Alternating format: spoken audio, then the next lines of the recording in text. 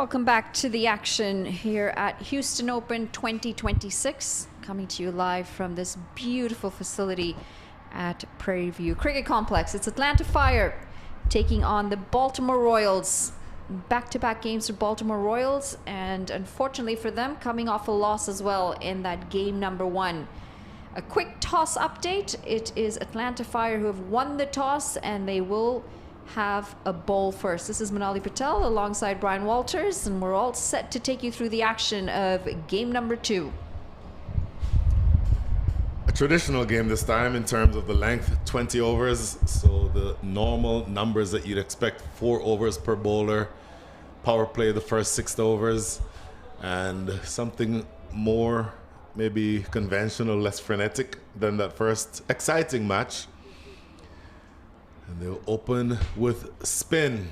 It is going to be Amila Ponso, left arm orthodox, bowling to Rituk Behera to get started.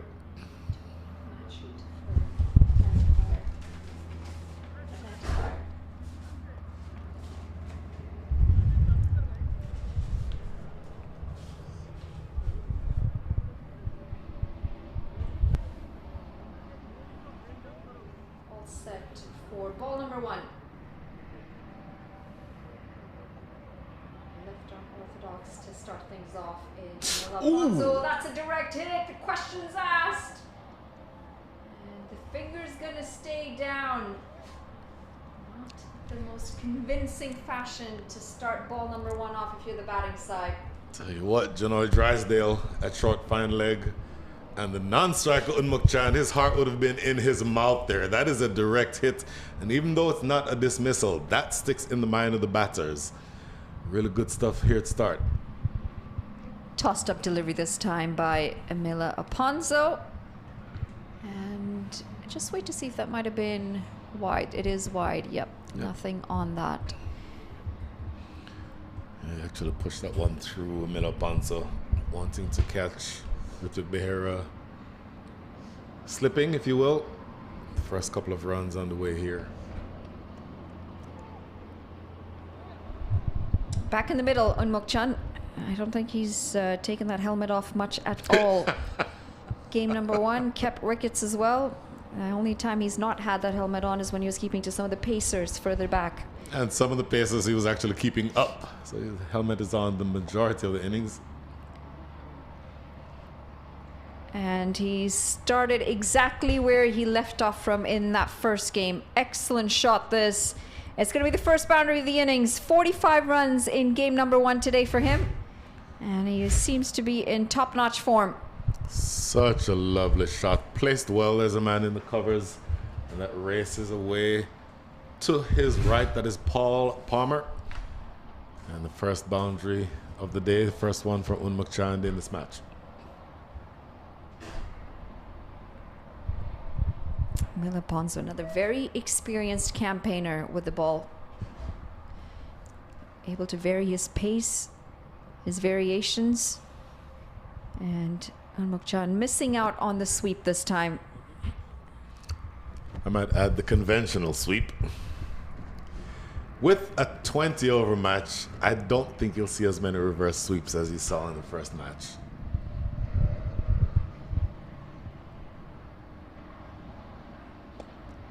Width on offer, and what a top shot this is. Up and over through the offside, and this is going to go all the way for a maximum. Poor delivery. Unmuk Chan makes the most of it. Width on offer, but this is such a powerfully struck ball. Unmuk Chan, who is not physically very imposing, but times it sweetly. That ball never got more than 10 feet off the air, but still carrying all the way for 6 over extra cover. Brilliant shot from Unmuk Chan.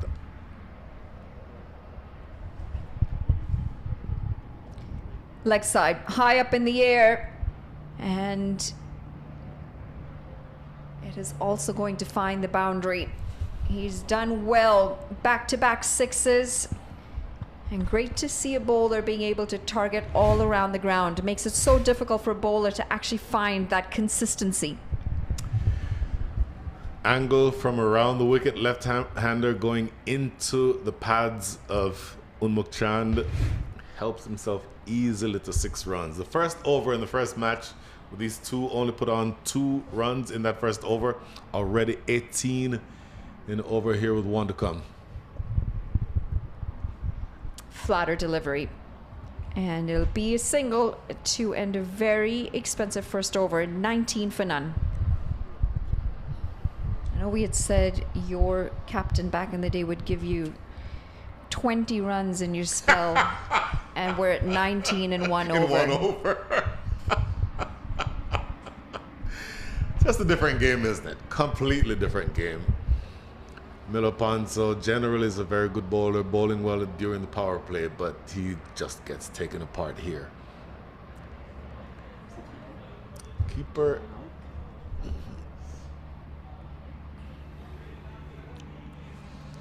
Interestingly, down here on the boundary,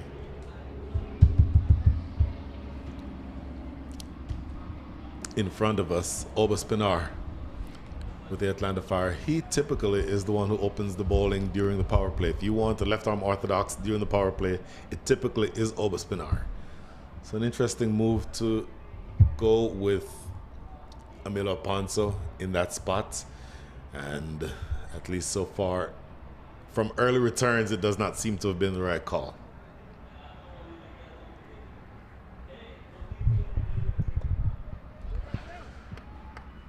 So Janoy Drysdale is the bowler, bowling over number 2. Tall, right-handed fast bowler. Essentially everything the opposite of Emilio Ponzo, who's a short left-arm orthodox spinner. It's very interesting to see that they did start with a spinner, and I think had the consistency been better from the bowler, it could have still worked out well. I just think for his class and his ability, Emilio Ponzo was just a bit all over the place in that first over. Threaded through the gap, and excellent running this. They have sprinted across for 2 runs. It's interesting. I don't mind starting with the spinner, but I would have started with the spinner from the southern end of the ground to have the batters hitting into the wind coming from the south. Choosing to essentially have the batters hit with the wind if they go straight is a curious choice, and at least again, based on the returns from that first over 19 runs, seems to not have been the correct one.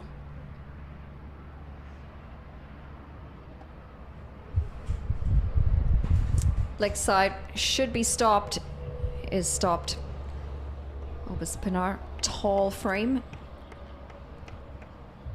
Not the shortest of deliveries, but does very well to put that where it went. Obaspinar is such a good fielder. As you said, very tall, but look at the athletic ability and just some of the best hands that you'll have anywhere in the country. Has taken dozens and dozens of spectacular catches on the boundary right here in the Houston Open over the years.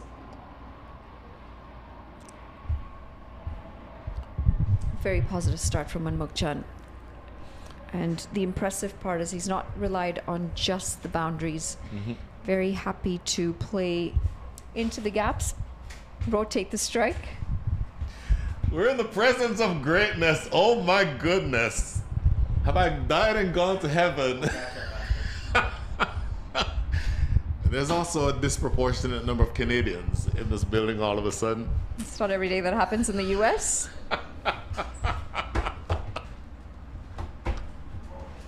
Oh. Big, massive in fact, as this has gone all the way for 6. Unmukchan is quite enjoying his time out in the middle. This is his 3rd maximum.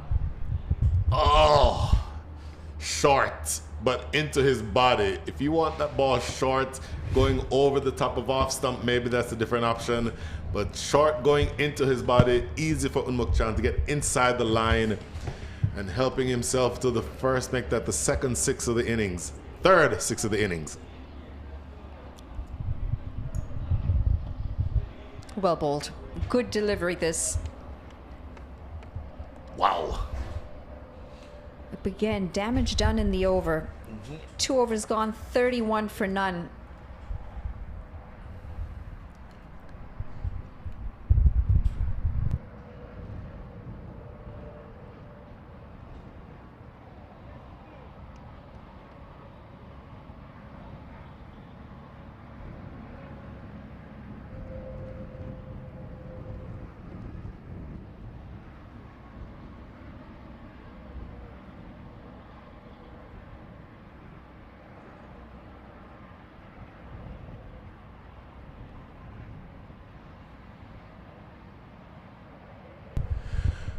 So, an expensive first over bowl by Milo Panza.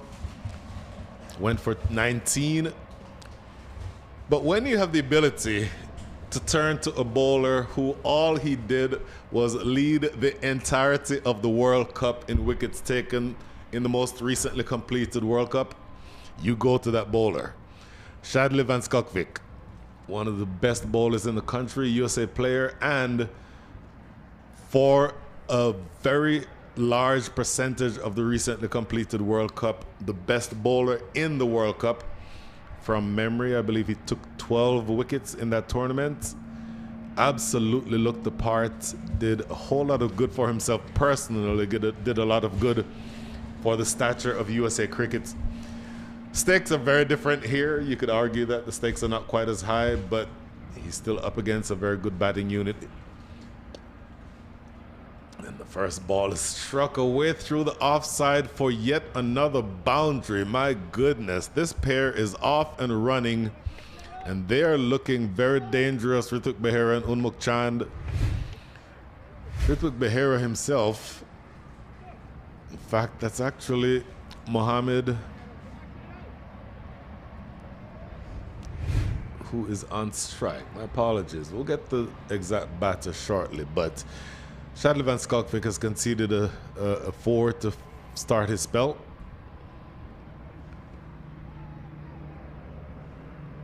Quiet dot ball. Very frenetic start by this opening pair, and we'll nail down the exact names in a second. But the bigger picture here is that just 2 overs and 2 balls into this innings, you already have 35 runs on the board. Overall rate is frenetic. 15 runs and over to start.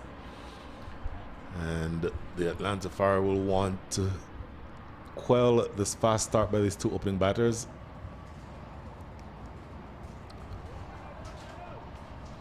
So your batter is Mohammed Khan. So excuse the confusion there at the top, because it's Mohammed Khan who is going to be batting along with Unmuk Chand. Unmuk Chand dominant so far, 29 from 11. Mohammed Khan 5 from 3. Slower delivery. You saw him do that a lot in the World Cup. Shadley Van Skokvik getting this one a little too straight though, going down the leg side. So he'll want to re-bowl that, and he'll want that ball to be on the line of off stump. Shadley Van Skokvik, brilliant bowler. Absolutely brilliant. Not express, but generally very accurate, swings the new ball, but his changes of pace are the biggest weapon that he has. And so far, even though, yes, this over has started out relatively expensive, at least for him, 6 runs from the first 4 legal deliveries, but he has the ability to take wickets. You saw him run through the middle order of the Indian team, no less. 4 wickets taken in that match. From memory, 4 for 25. And those subtle changes of pace generally is where you get the best out of Shadley Van Skokvik. Good delivery here. Played down the ground for a single. So the Baltimore Royals inserted into bat by Atlanta. Atlanta choosing to bowl first, captain, and yes, yet another former USA player, Stephen Taylor. Long-time serving USA player, actually. I think they would have wanted to have not gotten off to as expensive a start as they've conceded so far. Run rate 13.41 with 1 ball remaining here in over number 3. But having said that, 7 of the runs have come from this over. The other 2 overs, 31 runs. So you've done well here by changing and going to Shadley Van Skalkvik. Last ball of over number 3.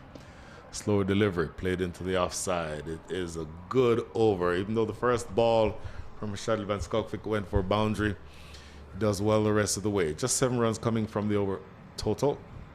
End of over 3, 38 without loss. A few highlights on Mukchan. Look at this shot here. That one is the one that went for 6.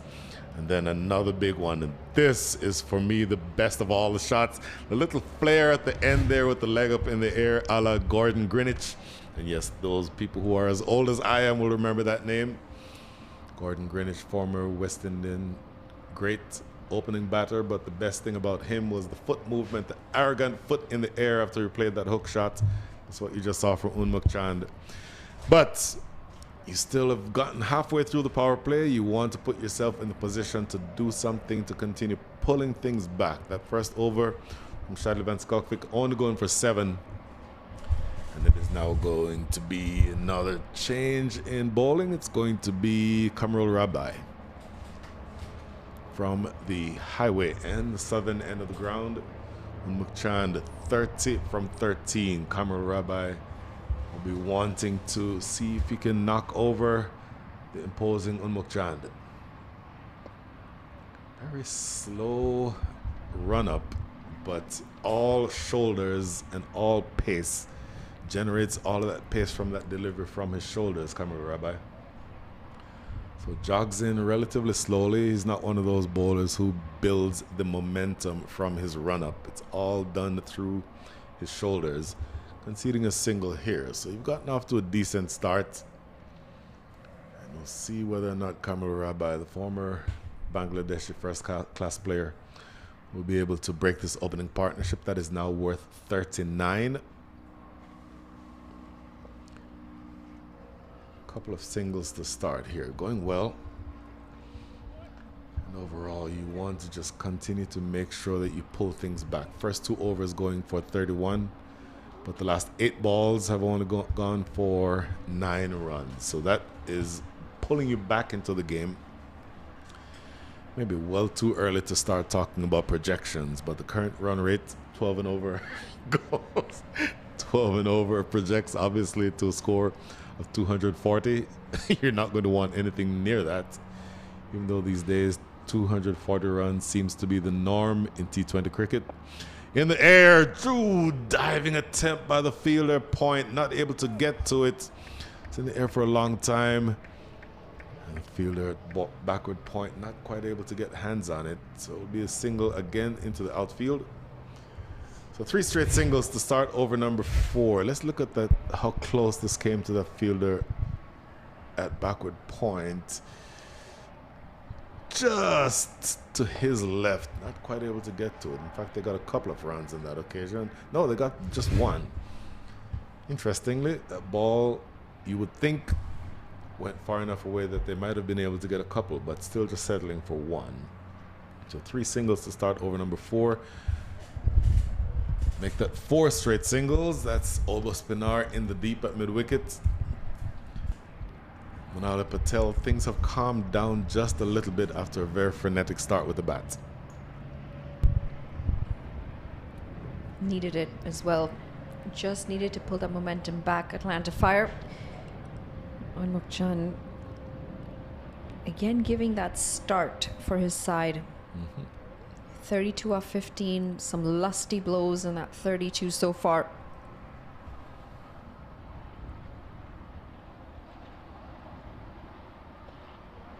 He's a batter that's very technical, and despite being very orthodox, does very well in T20 cricket. Unmukchand.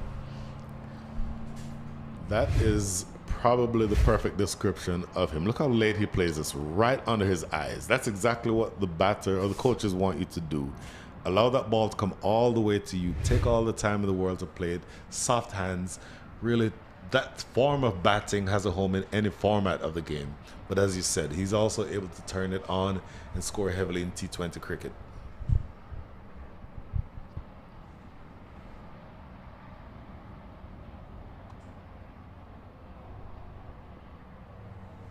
Single to end a very good over for Atlanta Fire. 44 for none after 4.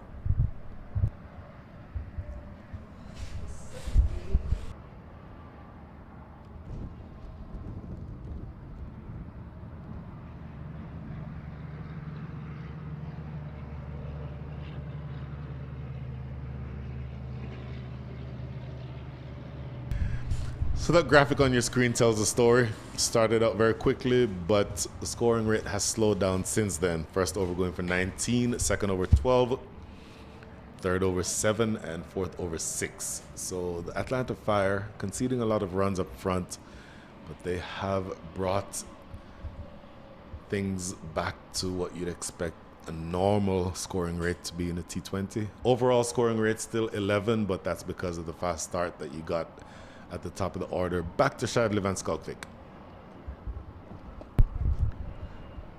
Where is that gone? Over the top of extra cover. With that thick outfield, the ball will stop and die. So that saves you a couple of runs probably. Well, no, it's actually out. I did get a lap and a half when we had a break in between the two games. And the outfield's actually not too bad. It's just, I think the moisture, there's so much water underneath the grass from all the rain that they've received over the last couple of days that it's not so much the length of the grass as it is the amount of water logging that there is happening under there.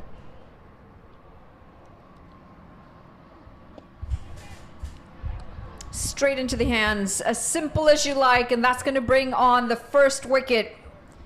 They break the partnership. It's not quite the wicket they would have wanted. They would have liked the wicket of Unmuk Chand, but a wicket's a wicket, and the partnership is broken. Yeah, cut straight into the hands of Nitish Sudhini at backward point. Not able to keep this one down, Mohammed Khan, and a very straightforward catch. Struck firmly, but straight to Nitish Sudhini, and he did not have any trouble whatsoever with that. So the first wicket falls. 46 runs is what it was worth. Unmuk Chand, the danger man, is still there, but Mohammed Khan has been dismissed, and the Atlanta Fire striking 1 wicket so far in the power play. They've slowed things down tremendously in the last couple of overs, and so you like the fact that things have gone in your direction.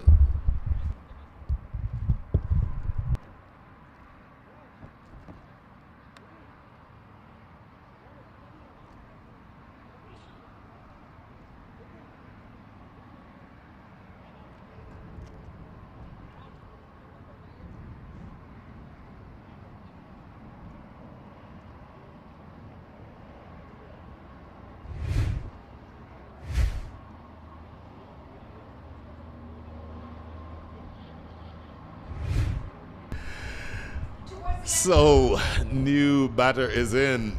The new batter, Ritwik Behera, who opened the batting in the first innings. Or in the first match, I should say. And now coming in at the fall of the first wicket here in this match, Shadley Van Skalkvik in amongst the wickets as he usually is. Solid deliver there, defended for no run. A little surprised that they didn't actually open with this pair, because this partnership that they had in the first game was a great opening partnership. Yep. I was a little surprised to see that change, especially because it's back-to-back games for them. Just going to see this. We'll try and run it for a little bit longer, just a little celebration. We'll have to get another replay of that. Quick single. It's a very different celebration. I don't think I've seen one like that before. It's towards the end of the huddle. We'll have to see if this runs that late.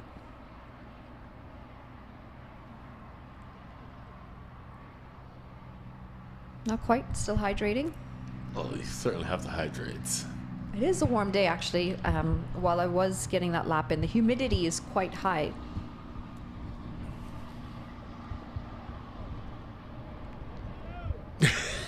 Unmuk Chand coming down the track. He's done that a couple of times already, and he wants to switch the momentum back to the batting side. Certainly the bowlers have wrested that momentum back from the Baltimore Royals, and Unmuk Chand 33 from 17 wants to continue to change that conversation. Not quite able to get it here, though. Under edge. And through to the keeper for a dot. I was expecting that ball to rise a little bit higher than it did. End of the 5th over, it's 48 for 1.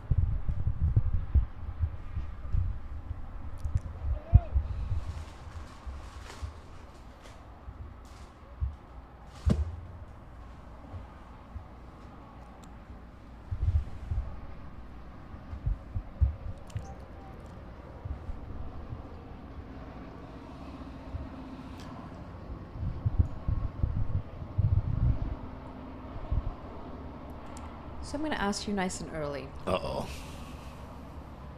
Who are you predicting is going to take this game? You're asking me after 5 There's overs. the celebration. There's the celebration. Very interesting celebration. I'll call it a tickle. It's a tickle. That's what we're going with, a tickle. Yeah. Back to Camera Rabbi. Oh, Unmuchand going big and down the ground for yet another 6. He's picked this up beautifully to pick up yet another maximum to his name.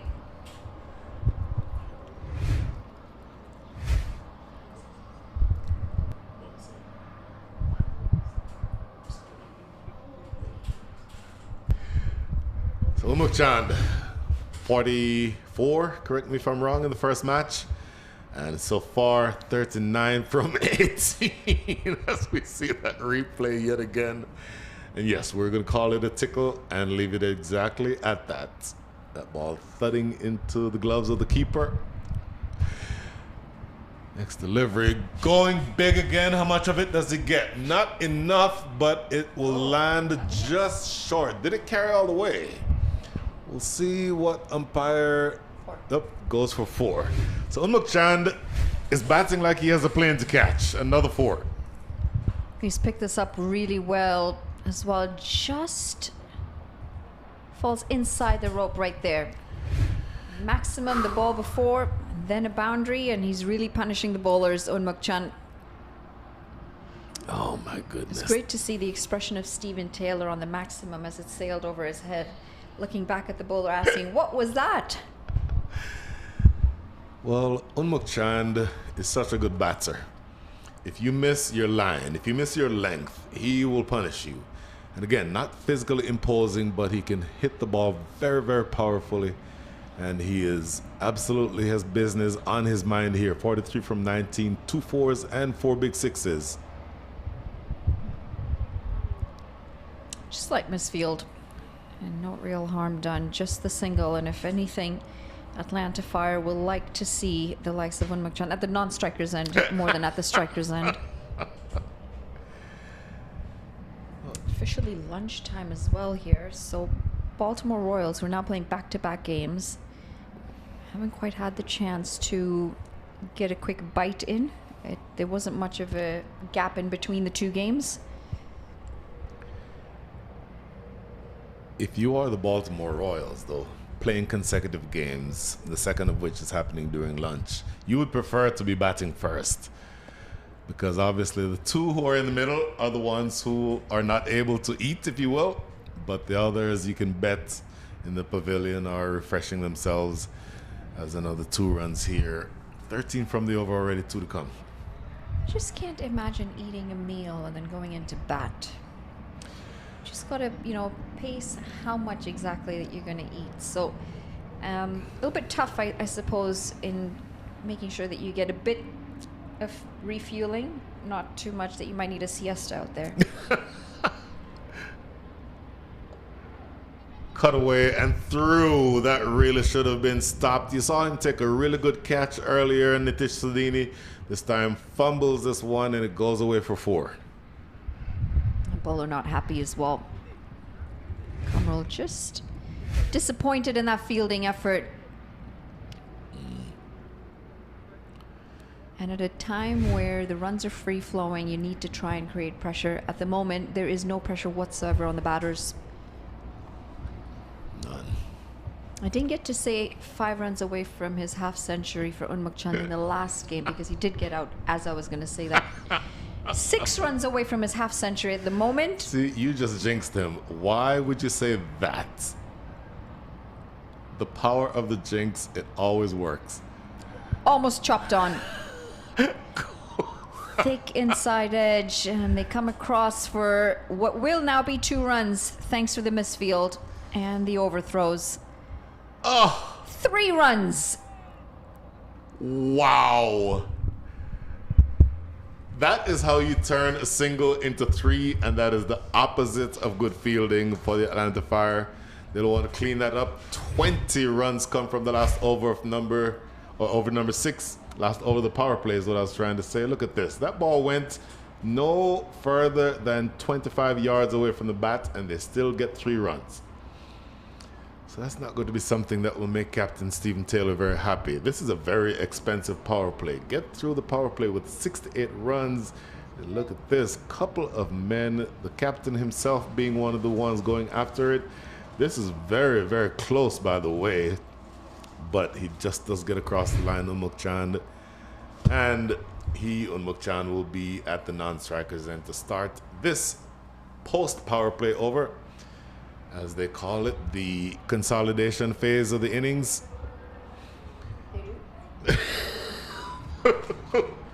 Got through the launch phase, 6 to 8 runs scored in the launch phase. Scoring rate of 11.33 and 1 wicket. So that is an excellent, excellent job. During the launch phase, you certainly want to make sure that happens. You should not be allowed to use space terms, considering we were supposed to go to NASA yesterday. And Mr. Brian Walters decided to bail out on that, especially being in Houston. Space City, from what I'm being told. Prairie View. It's like, when people in Toronto say Toronto for all of Greater Toronto area. This is true. This is true. Janoy Drysdale back into the attack to bowl over number 7. Bowled 1 over so far. Saw him bowl over in number 2. That over went for 12 runs. He'll be looking for something a little bit more frugal than that. Brian, you were a tall left arm pace bowler. How did you manage fitness back in the day? Not very well. I will say this. After this ball, I'll say more. Playing in the Houston area, as this is an overthrow, but won't cost them any runs. Playing in the Houston area, in the summer leagues, and at the time we played 40 over matches. Imagine the air temperature around 100 degrees Fahrenheit, maybe 36, 30, whatever that is, 38 Celsius. Humidity no less than 90. And that is just standard for Houston in the summer. So you can be as hydrated as you want. If you're going to bowl, for example, an 8-over spell, and my spells would have been 8 overs, by the time you got to over 6, over 7, you are gasping for air. It was brutal, absolutely brutal.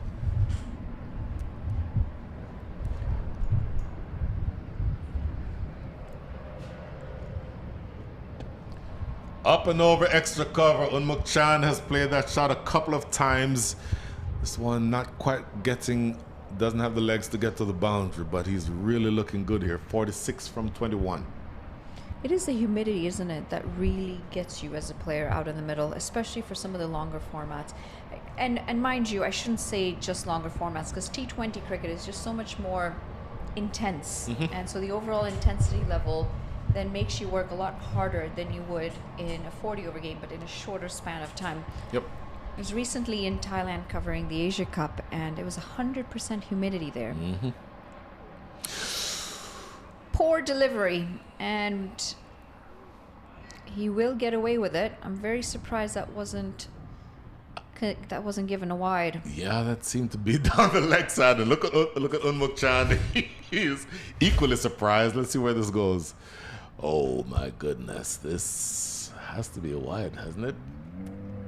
Well, they did review or change that regulation with the ball down the leg side. You could Good. I do see why Unmuk Chan is a little bit perturbed here. In the air, straight down the throat of Obaspinar. Monali Patel, what did I tell you? This is a massive wicket. Atlanta Fire needed this wicket. Unmuk Chan cruising to try and get to his half century. He falls 4 runs short this time. Again, a big flash outside the off stump and a safe pair of hands in Obaspinar to complete that dismissal. So I told you last over that you jinxed him. Because he said, oh, he's about to get to 50. Unmuk Chan will be searching for you at the end of this game, because I think at least part of the credit for that wicket goes to the great Monali Patel.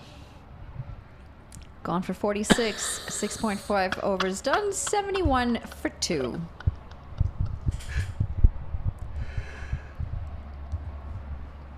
Obaspinar, you mentioned, has a great pair of hands. In the Houston Open, I'm going to estimate that it was 2 years ago, maybe 3. The bowler who was bowling the 20th over in the first innings of a match took a hat trick. The hat trick was all catches by Obaspinar on the boundary. The third of the catches was him leaping over the ropes to catch one in the air, throw it back in, and complete the catch himself. So he has a brilliant, brilliant set of hands. And if you hit it in the air anywhere in the same zip code as Obaspinar, you'll do that at your peril. So the new batter is in. It's going to be Neil Narvekar. Take a look at this replay again. Struck in the air, Obaspinar, given the hands that he has and the skill level that he has, that catch there would not in any way present much of a challenge for him. Neil Narvekar, saw him bat earlier. Ritu Behera 10 from 8, and now Neil Narvekar he's one on strike for this last ball of over number 7. I know we were talking about fitness as a fast bowler, but fitness overall, especially when you tournament like this, it's 6 days of back-to-back action. You might be lucky to get a day off here and there, but a lot of it, half a shout, and it's a dot to end the 7th over. 71 for 2. A lot of tournaments like this where you've got back-to-back action, you've got to work on pacing yourself to be able to get through all 6 days of games. And the other issue is, especially as pace bowlers, is potential injuries, because it's the humidity, it's the heat, dehydration, and the sheer amount of workload. And I think a lot of times those who are fit will fare, well, I shouldn't say a lot of times, most times those who are fit will fare a lot better than the ones who are unfit towards the later part of a tournament. I think that's a fair assessment. You've seen players who are not accustomed to playing in the Houston area come in and suffer from cramps, suffer from heat exhaustion, suffer from pulled muscles, because it really is a different kettle of fish playing in this part of the country. We're probably from here 100 miles from the Gulf Coast, very humid, and even though air temperature wise it's not that hot today, maybe low 80s, high 70s, but it's still very, very difficult. Stephen Taylor, the man taking the ball himself. He's a power hitting left-hander, but bowls right arm orthodox, and he generally bowls very well in this stage of the innings. Well, I think the other issue is also when we are now predominantly playing the shorter formats between the 50 and the 20 over, a lot of our players are not preparing for longer format games. So we're not preparing to play 4 over, 5 over games. Or I should say, not overs, but days, 4-day, 5-day games, so that fitness that you then train using those methods are not relevant to consistent gameplay back to back to back. Because a lot of your training then is concentrated on the shorter format, high intensity workouts, interval workouts. And so it's almost counterproductive how you're preparing yourself for optimal performance in game, but then you come to tournaments like this and you're definitely not prepared for the longer format. So you would have played multi-game or multi-day games throughout your long career. Mostly 50. But talk about the difference between, for example, playing a 50 over match and a T20 match. I think a lot of it just comes down to how you build endurance. You don't need nearly as much endurance when you're playing a 20 over game than you would a 50 over game. I still do believe, though, the intensity is not quite... It's something that you're going to have to prepare for regardless of which format you're playing. And that's because cricket is all about those short bursts of intense moments, whether you're sprinting as a batter, whether you're coming in bowling, sprinting as a fast bowler, or even if you're in the field. And again, it's a quick sprint to field a ball. That's what cricket is all about. So it's all about how well you can recover from those short bursts of energy. End of the 8th, 75 for 2. 50 over cricket, you're going to need more endurance to be able to do that repetitively. Unmuk Chand failed to reach his 50, but he had some really good shots. Couple that went the distance. That for me was the best of all the sixes. That was also a really impressive one down the ground. And he really took to the bowling of Kamil Rabbi and really just looked the part. Unfortunately for him, falling short of that 50. The catch taken in the deep by Obaspinar. And he will be probably very, very irritated at one Manali Patel after he watches the highlights of this entire match, knowing that she at least had a part to play in his dismissal. That is so unfair to say.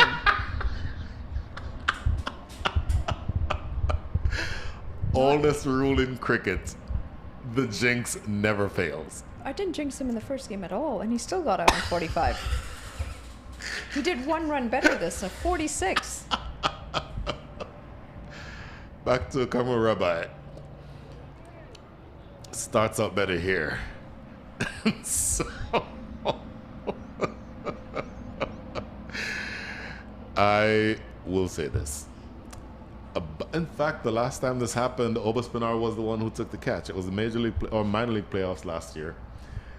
My partner Joe in the West Coast said, "Oh, Unmuk Chand is about to get to 50," and I looked at him in the commentator's booth and he's like, "Well, oh my God, you got to be kidding me! Straight to Obaspinar for a catch." It always works. It sounds like an Unmuk Chand problem.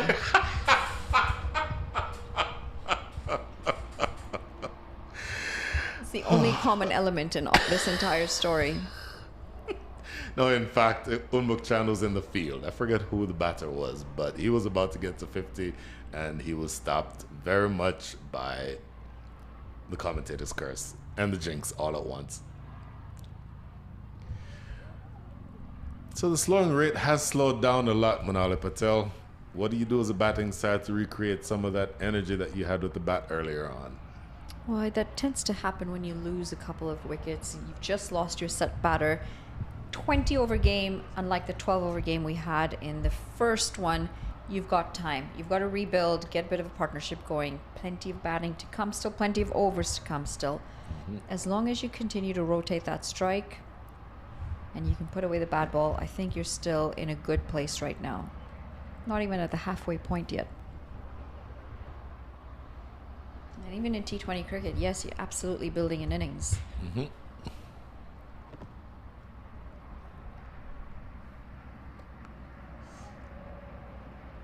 But credit to the bowlers. They have brought things back tremendously. I think in the first couple of overs, you had 31 runs on the board from the first two. You would have been thinking, oh my goodness, that we're going to give up 200 runs here. But they've really done well to pull things back. I think it's a lack of pace as well that's really working for the bowlers right now. Not a lot of express pace on that ball. It's making the batters work hard to generate that power off the bat.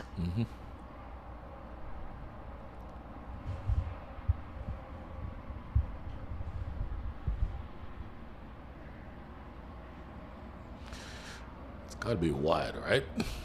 No, the umpire down. Oh, there is the signal. In fact, it was wide on both line as well as height. Bouncing well over the top of Neil Nervecker. Not the tallest of men. No, he's not. And very comfortably over the head. Mm-hmm.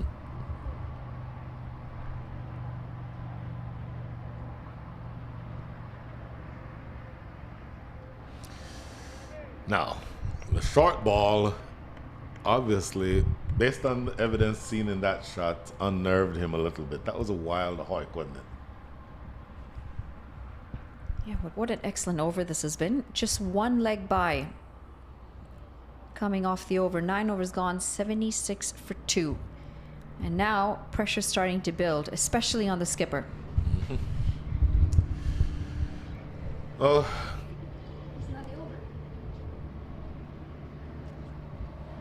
In fact, one ball remaining. In fact, I had it myself, one ball remaining. I should have trusted myself more. Last ball. That is skied. Who wants it? Oberspinar does, and he takes it as easy as you like. Last ball of over number 9 results in the 3rd wicket. That is the end of Neil Nervecker. End of over number 9, 76 for 3.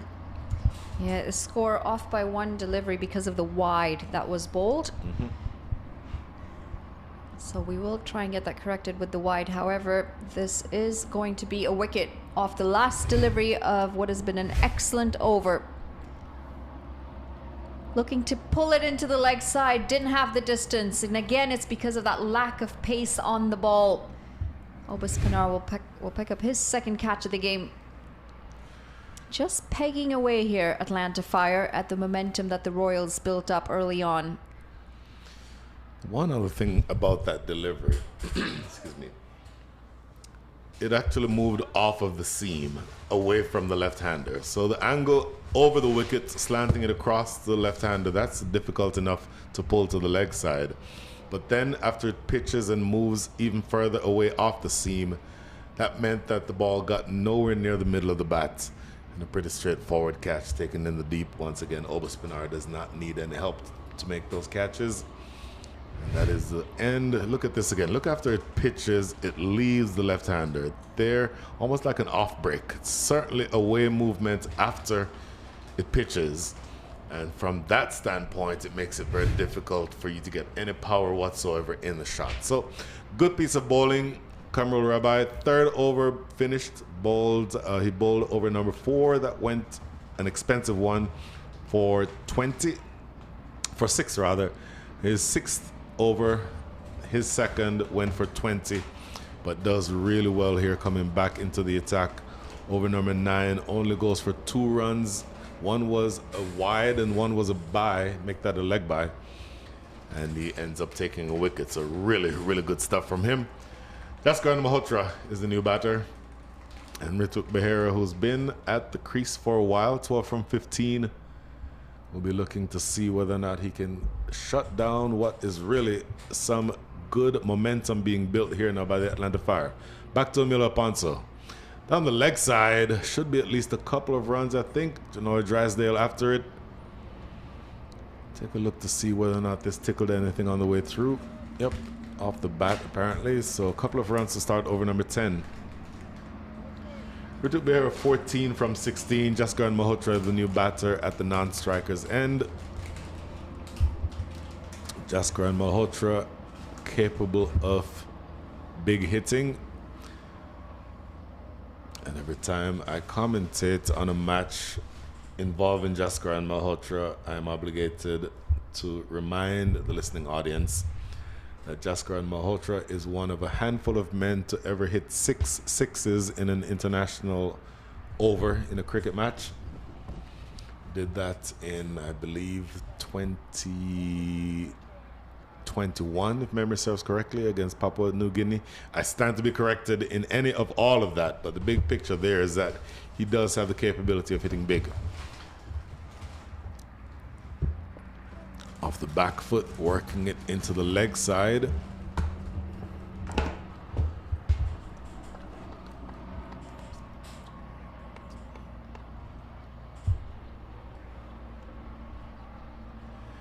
So the scorecard is a little bit all over the place. We assume that the actual score right now is 80 for 3. 3 balls remaining in over number 10. Rituk Behera 14 from 17. Jaskar and Malhotra 1 from 1. Played just down the ground. And scoring rate, which was up around 12 for a long time, has come all the way down to 8.38 after that single. A projection there is 168. So you're increasing a bit of the pressure because immediately you've increased the number of fielders close to the bat. Don't think that you'd always see that with Jaskar and Malhotra, but he's new to the crease. Stephen Taylor putting himself in at first slip. Reverse sweep. Oh, you have got to be kidding. What a catch by Stephen Taylor. The reverse sweep, and somehow the captain plucks it out of thin air. Wicket number 4. The reverse sweep. Again. And I must say, this is not the best of shot selections, knowing that there is a slip in place. Stephen Taylor, what a great catch this is. Diving to his right, one-handed, and just sticks in that right hand. Excellent work behind the stumps. And that's going to be yet another wicket. The 4th one down, and in a bit of trouble here. The Royals 80 for 4 after 9.5. I take you back 2 years and about 250 miles. USA versus Pakistan, World Cup 2024. Stephen Taylor takes a catch identical to that one at slip. He is a brilliant slip fielder. In his younger days, he was a wicketkeeper batter, so you know he has good hands. But my goodness, such a brilliant piece of fielding by Stephen Taylor. I'm just not sure why that was the choice of shot, knowing that you've got a fielder there, knowing that you've got protection. I'm sure he was hoping to get a wider of the fielder, but again, you're taking the risk knowing very well that the fielder is right there. Again, I'm not saying I've got anything against the reverse sweep. All I'm saying is the execution has to be better. Another question to be asked is, you faced one delivery. Is the second delivery that you're facing the one that you want to break out the reverse sweep on? So now, can I blame that wicket on you? Why would you? How would you blame that on me? 6 sixes. Oh no, that had nothing to do with this game. Sixes That had nothing to do with this game. In an over. Outstanding fielding this though. Absolutely outstanding. And the awareness was exactly what really got me, because you could see he was watching the batter move early. Oh, brilliant, brilliant. Single to close things out, anticlimactically, but a good second over ball by Emilio Panza. Look at this again, working it into the leg side. A more accurate throw here, a lower throw, and that might have been a dismissal. If he got the stumps in the first go there, he's gone by a yard. Look at this here. If he is able to disturb the stumps there, he just completely misses it, doesn't he, Emilio Panza? And he's appealing after the fact. The second swipe is the one that was unsuccessful. Had he been able to do it on the first swipe, that would have been the second wicket in the over. Halfway through the innings, the scorecard says 81 for 4. It is halfway point. I'm just waiting to see if they might be taking a drinks break. Doesn't look like they will be. It took a mini break at the end of the 9th over, so maybe that would have been the innings, or the break for the innings.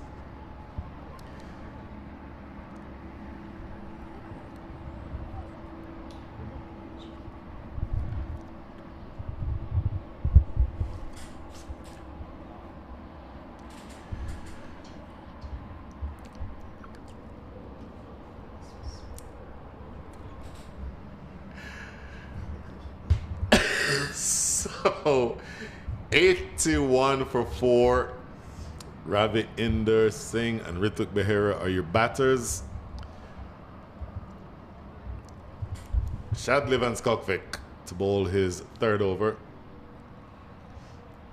2 overs in the books for Shadley Van Skalkvik. First over went for 7. His second over went for 4, and he took a wicket.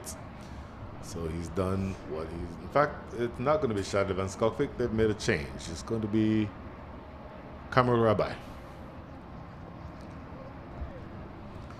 So the second half of the innings, first half of the innings you've gotten through after the very first start. Look at this again, replay again. Stephen Taylor, just such a brilliant piece of work. That little casual flip behind the stumps. I told you I was in Grand Cayman covering a tournament a couple of weeks ago. The scorer who was in action working with us here in the commentary booth was Stephen Taylor's father. And I never really realized that until he started talking and said, "Where are you from?" "The U.S." "Oh, my son plays for the U.S." "Who is your son?" "Stephen Taylor." "Oh my." That was kind of interesting. But in any event, we are now into an interesting period of this match because you're in sort of halfway consolidation mode, but you're also starting to look now toward regaining some of the momentum that you lost in the first part of this innings. 82 runs on the board. You are 58 deliveries away from this innings being finished.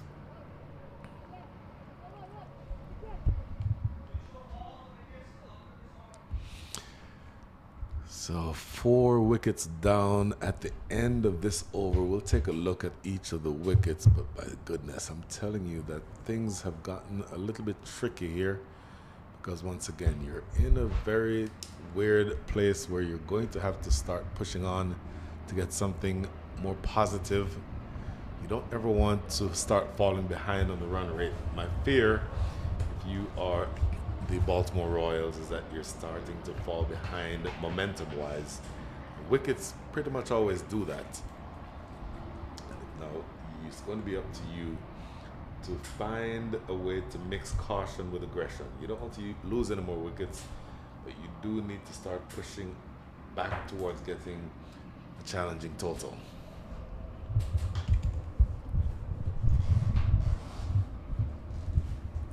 And talk about those wickets as well and the succession that they've fallen in.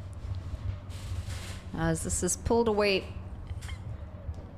just haven't been able to find the boundaries. This phase is going to be a lot of rotation of strike as they rebuild another partnership. That certainly would be the idea at this stage, isn't it? Because you don't want to lose any more wickets. You want to have 2 set batters going into the acceleration phase of the innings. And to whatever extent you can, you need to start doing that. You're also going to need to bear in mind that you have a bowler like Shadley Van Skalkvik who still has 2 overs to go, who's going to be wanting to help limit the scoring at the end of the innings. And so you're going to have to negotiate a way to get through his overs.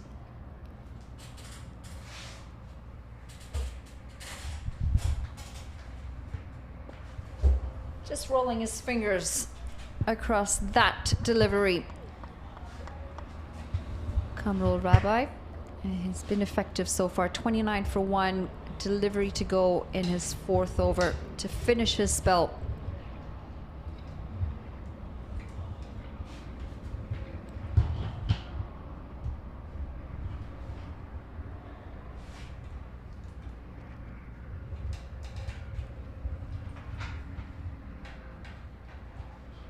Now that's going to be wide. He will need to re-bowl that one.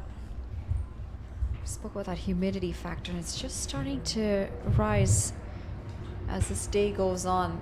A lot of that cloud cover is dissipated as well.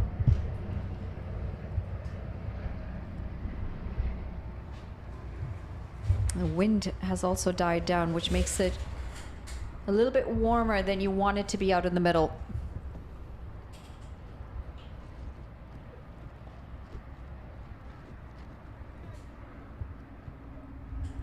Another single, and that will then close his spell. 4 overs, 31 for 1. Excellent work with the ball. 11 overs gone. It's 86 for 4. So we'll take a look at the wickets that have fallen so far. First, straightforward catch, cut to backward point. This one, full credit to Monali Patel for that wicket in the deep. Third, pulled away into the deep. Another catch by Obaspinar. And then this, the brilliant work by Stephen Taylor to get rid of Jaskaran Malhotra. So you're not necessarily in trouble if you are the Baltimore Royals, but you have lost a tremendous amount of momentum. And you do have some work to do. Unmuk Chan leading the charge at the top there, 46 from 23, strike rate of 200. But on balance, you like where you are right now if you're Atlanta. You pull things back, and bearing in mind the Atlanta Fire has a tremendously strong batting lineup, so they have the ability to overhaul even challenging targets with their batting. Stephen Taylor back into the attack. Oh goodness, struck right through fielder, short, extra cover.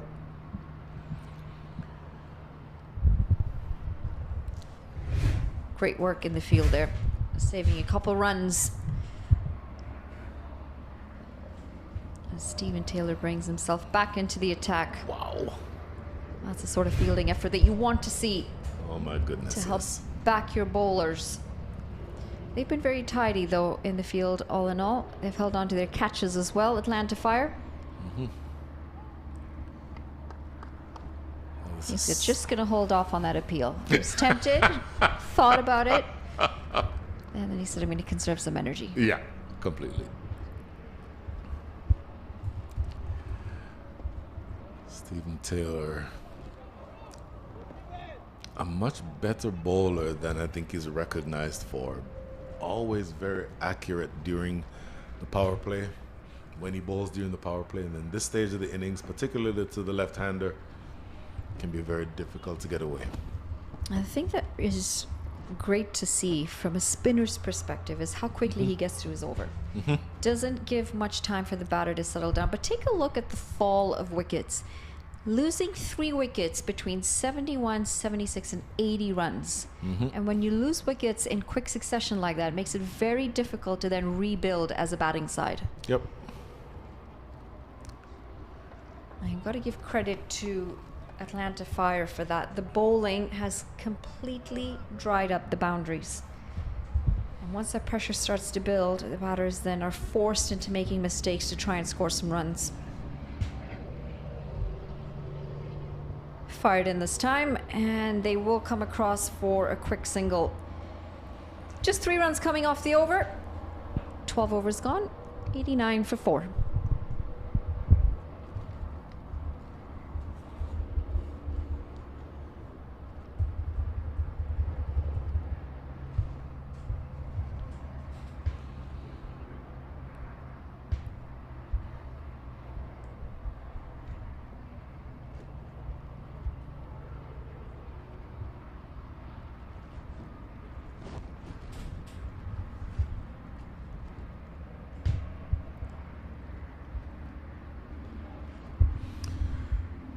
In an F for 4,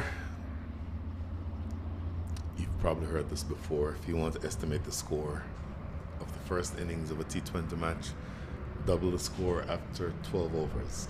If you did that here, a projection would be 178. Do you think 178 is above or below where they'll end up?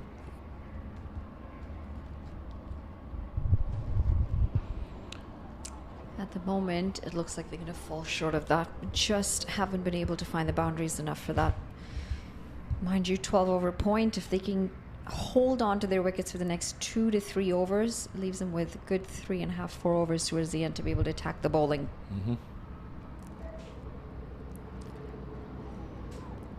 The spinners that have been very effective, and the slower pace bowlers of Atlanta Fire.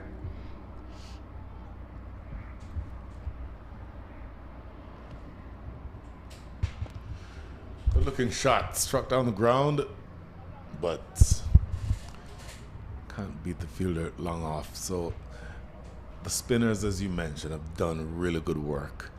And to the extent that you want to keep the momentum going in such a way that allows you to pull the game back. They've certainly done that. Not very much in the way of partnerships that have been formed so far. Very first partnership went for 4-6, but since then, the partnerships have been 25, 5, and 4. So that has slowed you down tremendously. And you've gotten out to the stage where going into the last part of over number 13, you only have, well, I say only. There's 91 runs on the board is a decent target, but the way you started out, you'd have thought you'd have had much more than that by now. There's still plenty of time as well, and plenty of wickets in hand. So they've definitely got time to continue this building of innings. And the good thing is that they're still able to get 3 to 4 runs every over. Ideally, you want to still aim for a minimum of 6 to 7 runs an over, but keeping it ticking along. Great delivery here. Fired in flat and straight. Middle Ponzo. So you're from Austin. I live in Austin, yes. 13 overs gone, 93 for 4. What is Austin called? City of what? Capital city. Capital city? Yes. But you're not a capital. Austin is the capital of Texas. All right, but not the country.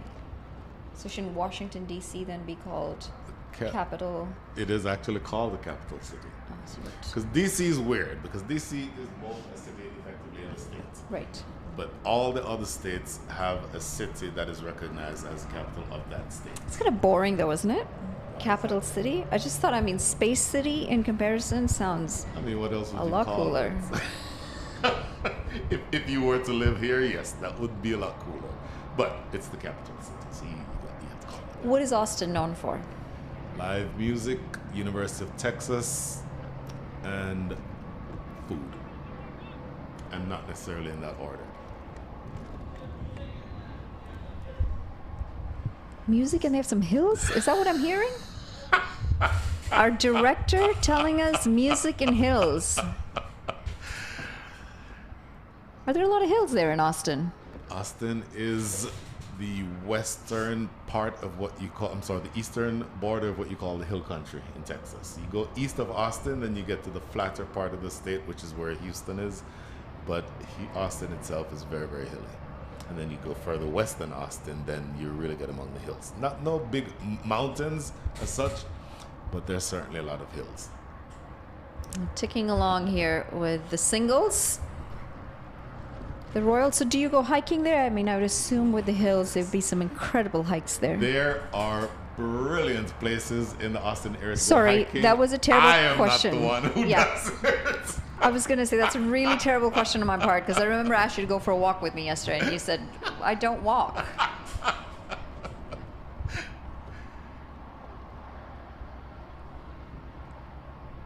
I have a limited amount of energy that I can give from one day to the next, Manala Patel. At 58 not out, I take the time that I need to get from point A to point B, and not much more than that. Oh, you're missing out. I would love to be around hills where, you can experience beautiful mountains and go on nice hikes. Stephen Taylor, he's been pretty tidy throughout. And this is a rare boundary off his bowling. Picked up well and in the gap, and they needed this boundary quite desperately. It is also going to bring up the 100. The Royals, they continue to tick along here as they rebuild this partnership. Good delivery, big swipe and a miss.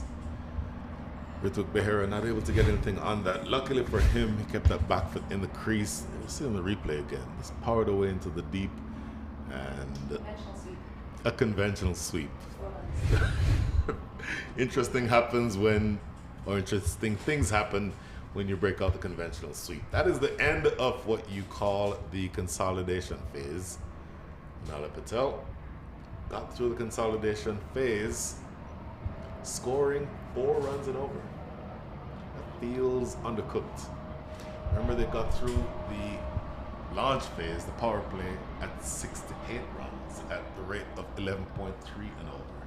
So So they've slowed down tremendously in the last several overs. But I do still believe with 6 overs to come and they've held on to wickets, they're starting to build a partnership between these two. They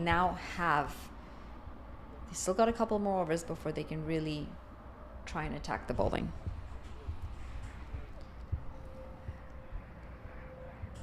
So who do you attack? Janoy Drysdale is about to bowl. Stephen Taylor, 3 overs, none for 13. Shadley Van Skalkvik still has 2 in his back pocket. Who do you attack?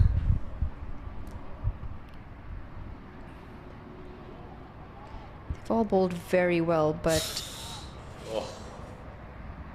this is going to be an overthrow for 1 run. All the bowlers have been on the mark, but I would say it's the pacers for me. You've got to try and use some of that pace that the bowler's going to offer to try and take on. The spinners have been very hard to put away. We've seen most of the wickets coming off of spinners as well, the slower bowlers.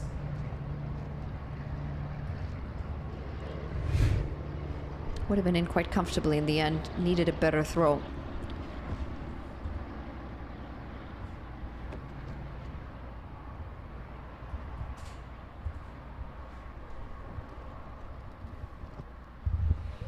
Takes the pace off again. And this is what they've been so good at, even the pace bowlers, variations of that pace. Drysdale, when he gets it right, very similar in the first game to Ehsan Adil. Similar height, around 6'4", 6'5", but Drysdale is more powerfully built, and he can bend his back and get more out of the pitch. So he is adding that different element. Goes pace off again. Get 1 down the ground. Between the pace off deliveries and the length that they've targeted, it's been very hard for the batters to actually get the ball away. This one again, the length is spot on.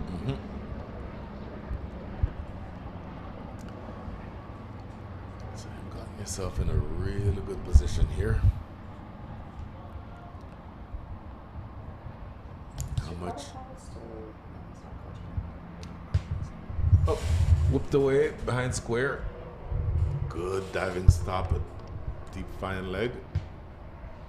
Couple more runs here. Oh boy. You've essentially gotten yourself in a decent enough position. You don't, in fact, take a look at this in the replay again. Look at the strong shoulders, powerful delivery, but then that one was a little bit too straight going down the leg side. So maybe we'll have a look at that again. Go in the same direction again, and this one he'll get more out of it. And in fact goes all the way for 6. So he was always flirting with fire. Going down the leg side pays the price here. You had to target one of the bowlers, and it had to be your pacers. Got the pace off the delivery. And again, there the length just allowed for the batter to be able to get under it and put it away. A rare poor delivery. Still feel like Atlanta Fire is not going to mind that too much. They would feel like they're in the driving seat at the moment. Down the ground again. Nobody there, and it goes all the way for another 4. But you called it, Manali Patel. You said attack the pace bowler. That's what they've done here. Good effort by Rituk Behera and Ravinder Singh. 21 from 16 and 27 from 33 respectively. End of over number 15, 114 for 4. That was a great shot. Lots of control. Just waited on the delivery and didn't overhit it as it was placed down the ground.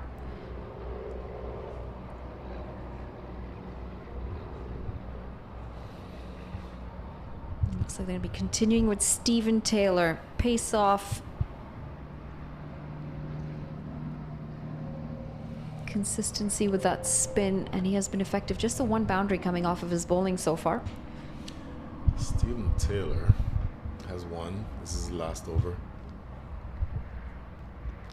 In the air and gone. George Drysdale with the simplest of catches to fine leg. That is the end of Rituk Behera. 27 from 33. The slow bowling continues to wreak havoc, and it is 1-1-4 for 5. Again, having to generate the pace, but also having to use the crease to try and create run-scoring opportunities. This time, Ritik Behera going inside the line of the delivery and in no real control of the shot. Looking to go leg side, ended up on the offside, and a well-judged catch to pick up the 5th wicket. It's 114 for 5, and Atlanta Fire in the driving seat.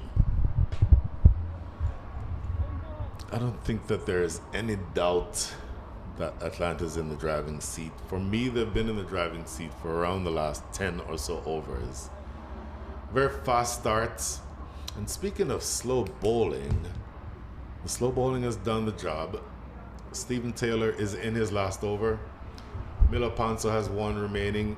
There is a man in the field who is an excellent left-arm orthodox slow bowler who is not yet bowled.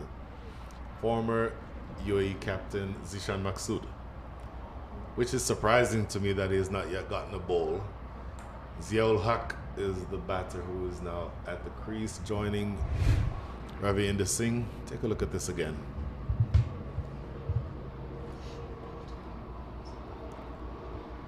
Yeah, could have done more with that. He would have wanted to have done more with that, Ritik Behera. Stephen Taylor into his last over, and he will now be bowling to Ziaul Haq, who again can hit big going down toward the back end of the innings. Stephen Taylor is working wonders here in his spell.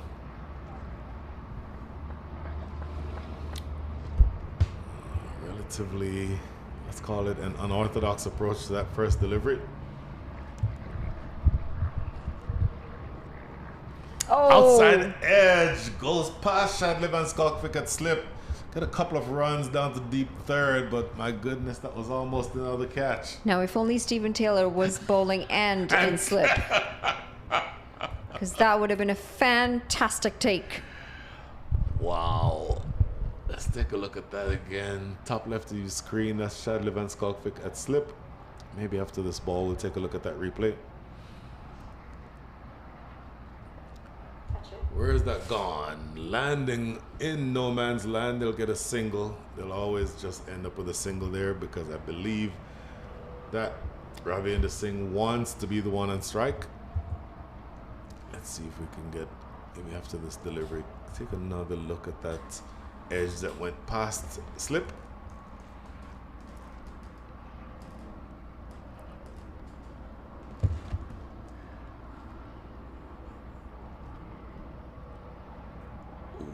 Looking to force this one again away, not able to get anything on it. Here's that replay. Oh, was leaning the wrong direction, wasn't he? He was expecting the ball to go to his right. Shadley Van Skalkvik ended up going to his left. This is going to be a single to end over number 16 to end a brilliant spell by Stephen Taylor. Excellent stuff. 4 overs, 1 for 17, and he is a very large part of the reason why the Atlanta Fire has wrested control of this game. End of 16, 118 for 5.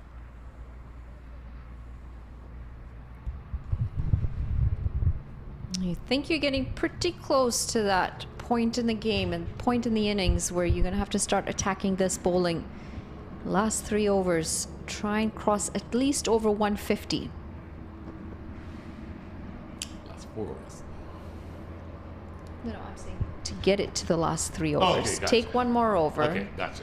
To keep your wickets in hand, and then the last 3 overs, try and attack this bowling. I mean, you don't have much of a choice in those last 3 overs. It's that middle period where they lost wickets in quick succession that they haven't been able to recover from. And Manhattan tells a real story of the strike rate for most of these batters. That run rate is very, very low through and through. Shadley Van Skalkvik, leading bowler, not just for the US, but for much of the planet in the World Cup. Has 2 overs remaining. You'd think he'd bowl 17 and 19. Ravi Inder Singh on strike. leg side here. Let's see. Nothing, in fact, no reaction whatsoever. So maybe that clipped something on the way through.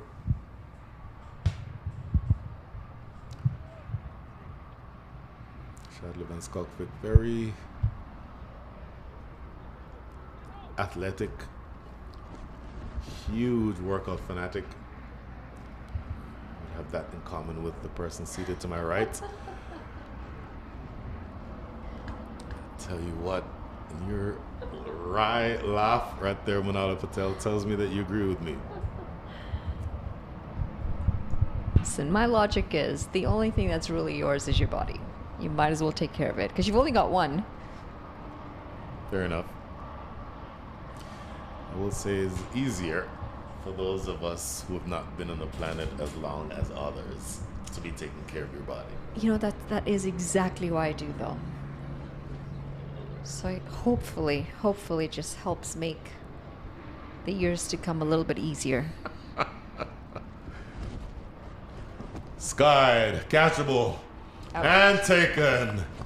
Tell you what, going down the leg side, Shadley Van Skalkvik will bowl many better balls than that don't take wickets. Easily could have been put away, but Zia ul Haq only ends up finding deep backward square leg, wicket number 6. Continuing to dig themselves into a hole here, the Royals. They needed these wickets in hand to be able to attack the bowling in the latter part of this innings. Unfortunately, that's straight into the hands.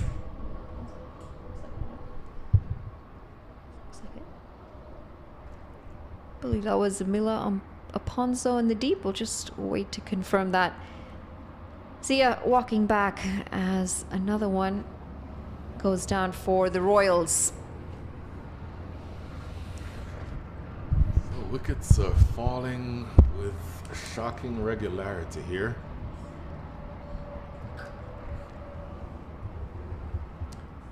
So the very first partnership was 46. The second wicket partnership, 25. Third wicket partnership, 5. Fourth wicket partnership, 4.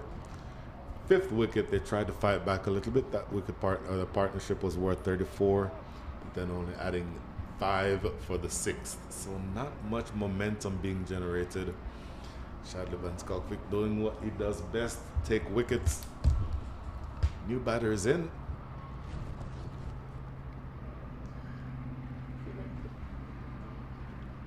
Slower delivery, well bowled. Run out opportunity, that's a direct hit.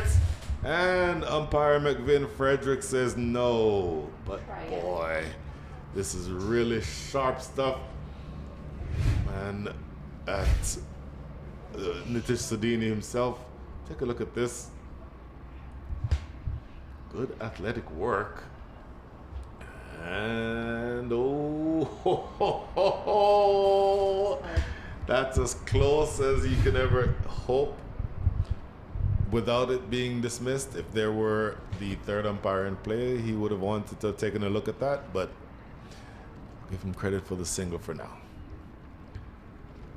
So back to you, Ravinder Singh. Amshad De Silva, the non-striker.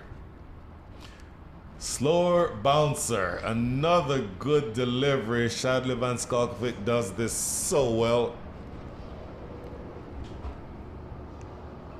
Completely beaten. Yes. He was through the shot well before the ball reached him.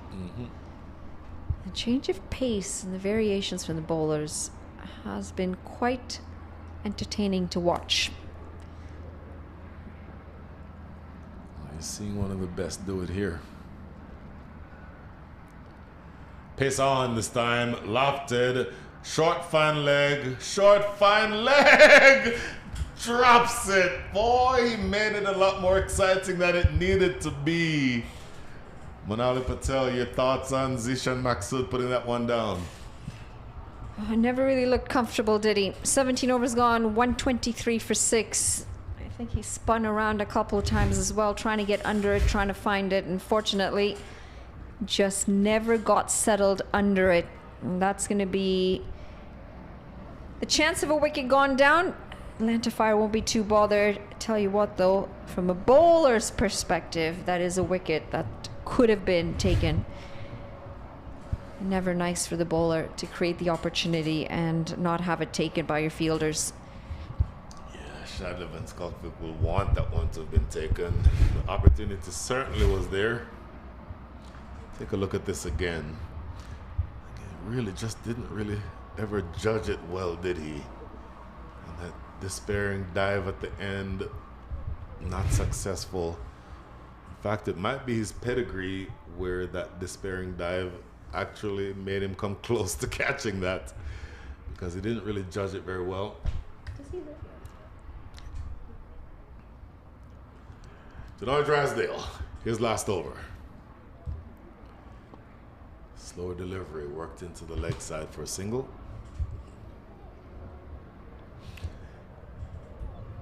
Drysdale has moved around a little bit. First over came from this end, the southern end of the ground, the highway end. Second and third overs were from the forest end, the northern end. Now back to the highway end to finish his spell. 3.1 overs, 1 for 31. So he's been a little bit more expensive than he would have liked. His first over went for 12. Second over was a really good one. Took a wicket, only conceded 3 runs. And he has taken a wicket here, has he? Yes, he has. That's the second catch taken in the innings by Nitish Sodini, wicket number 7. If there's anything that the Atlanta Fire have exposed here is the weakness in this batting lineup of Baltimore Royals. In the first game, they got close because of a very good opening partnership. But in this game, without that opening partnership, they've just continued to lose wickets. No real stability in that middle order. And this is going to be the 7th wicket down. Atlanta Fire looking to close this innings on a high. And a lot of that momentum and that positivity is now going to continue into that second innings for Atlanta Fire as they come in to chase what should be a very low score for a T20 game.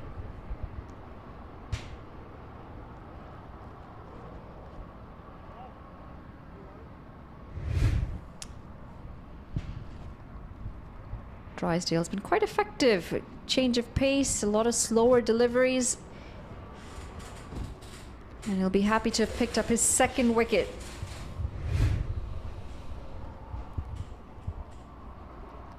Well, once again, you have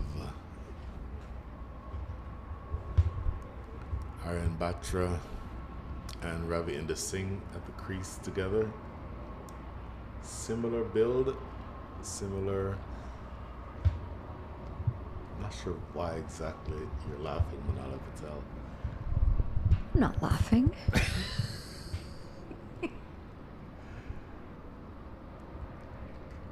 You'll accept a single at this stage of the innings every single time. So this is really going well for you. 125 is, I think, around 40 or so runs short of where they would have expected to have been at this stage of the innings.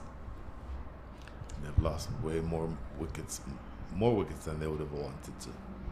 Well, part of it is, yes, they've lost wickets, and yes, the bowling's been really good, but they've allowed for that pressure to continue building on them. They've allowed for the bowlers to get on top of them. It would have been nice to see a little bit more aggression, a little bit more intent from Baltimore Royals. They just haven't put the pressure back on the bowlers. We talk about intent a lot, and that can really change a game and swing momentum. Unfortunately, none of the batters, apart from Unmuk Chand, have actually shown any of it in this innings. I think that is a fair assessment. Unmuk Chand, 46 from 23, strike rate of 200, but really not a lot to write home about other than him. Ravinder Singh, 28 from 23, he's still there, but single-digit scores and below 100 strike rate scores is what has dominated the scoreboard so far. So the last 2 balls coming up now in over number 18. The last one being bowled by Janoy Drysdale. And of all the things that you've done, I don't think that you'd be wanting to be in the position that you are. Good, quick Yorker, boy. Outside edge found, 4 runs. good quick delivery, maybe a moral victory to the bowler, but 4 runs nonetheless. Again, just not enough. They've still got 2 overs to come after this. They need a few more of this, even if they come in the form of more edges. Got to try and get close to that 150 mark to give something for their bowlers to come and defend. 150 feels like a stiff ask from here, but it's still certainly possible. 8 and over gets you to 150. Solid delivery to close out his spell, Janor Drysdale. Excellent stuff, despite the boundary. 9 from his last over. End of over number 18. The score is 132 for 7.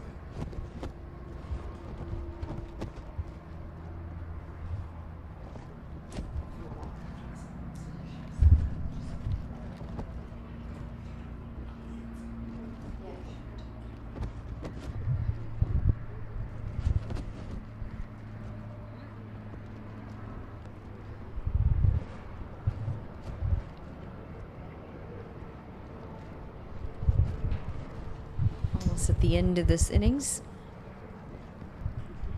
and you'd think well short of what would be par score on the surface for the Royals. Atlanta Fire will be very happy with this effort with the ball. It's interesting.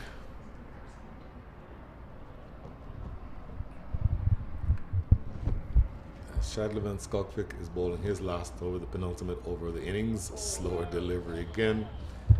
It brings to mind an interesting question. Who's going to bowl over number 20? Manali Patel wants to shake off the cobwebs and get in the field and bowl over number 20. But let's assume the rules don't allow for that. I don't think I could give the game away at this point.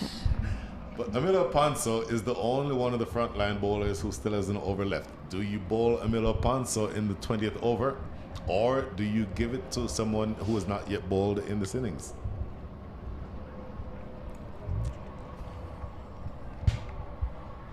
Mila Ponzo is very, very experienced to not be trusted with that job. And he has bowled very well today. Economical, good control.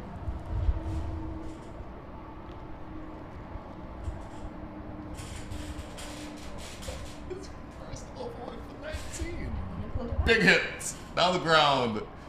And boy, He's outside the ground. umpire's gonna want to take a look at this.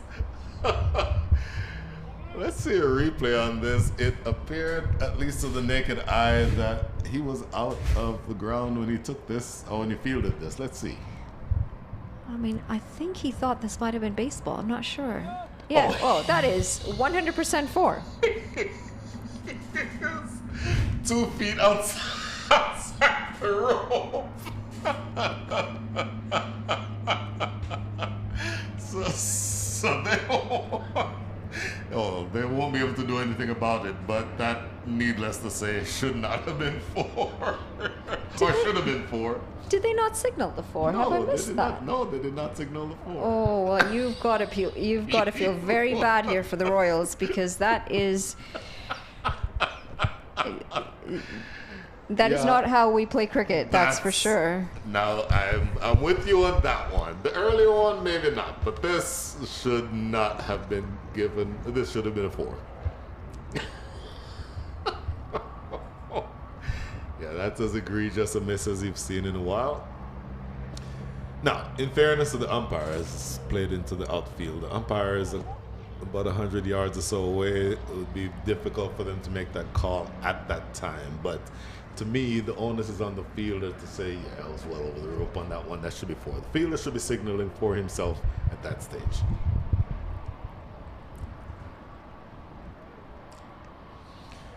Now, we do have access to cameras and replays. However, I don't know if it's something that they could use to help them make those decisions. So you've got to give credit to the umpires. They're seeing things from a distance, and and very quickly as at that, as this Yep. action does happen quite quickly. Very tough job for the umpires out in the middle. 19 overs gone. It's 140 for 7. Comes down to this final over. I tell you what, they're at 140. If they get to 150, it's something for their bowlers to be able to come out and defend. It would be something.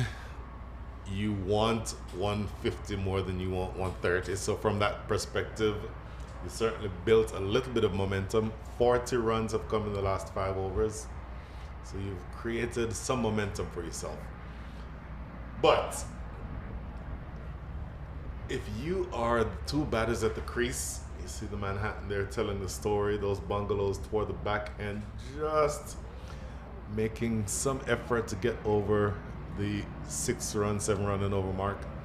But if you're these bowlers, a spinner is bowling over number 20. Oh my goodness, take him on, please. You have to be aggressive.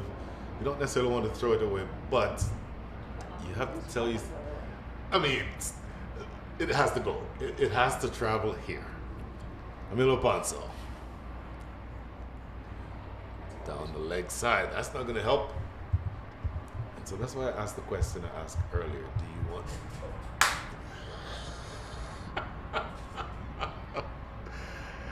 Shadley Van Skalkvik at deep fine leg, or deep square leg I should say. Very good fielder regardless of where he is on the field. So a single and a wide to start over number 20. So let's see what happens from these last 5 balls. That ever-present giant spider is making yet another entrance in the commentary area. Very important deliveries coming up here, these 5. They've got to try and find the boundary at least a couple of times. And there's the reverse. Gotta get 2, and I'll tell you why 2 is important here, because it's the left-hander facing the left arm orthodox of Emilio Ponzo. You fancy your chances better with the lefty on strike.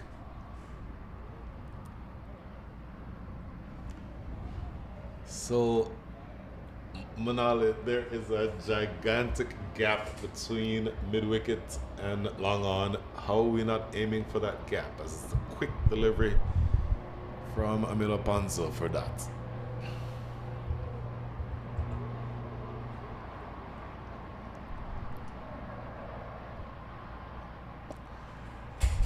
Over the top of cover for 6. That is some shots. 150 up. And brings them to a bit of a fighting chance here. 150, a bit of scoreboard pressure with that as well. This is a poor delivery. Low full toss and hit very well. Not the easiest of shots to be able to hit over cover for 6. You've got to give credit to the skipper here. Ravinder Singh, 41 off 30. He's anchored this. 42 off 31 now. He's just brought his team into a respectable spot. No question. This is huge. And again, against a really powerful Atlanta batting lineup, you don't know that 151 is enough, but you at least have the sense that the bowlers have something to aim at here. Last ball. Knocked him over, walked over too far, leg stump knocked back. But I don't think they'll mind that very much. They did put on that mythical advantage of getting over the 150 line. 151 for 8. 20 overs, 151 on the cards. They'll need to be going at a little bit over than 7.5 runs and over Atlanta Fire when they come back to chase this down.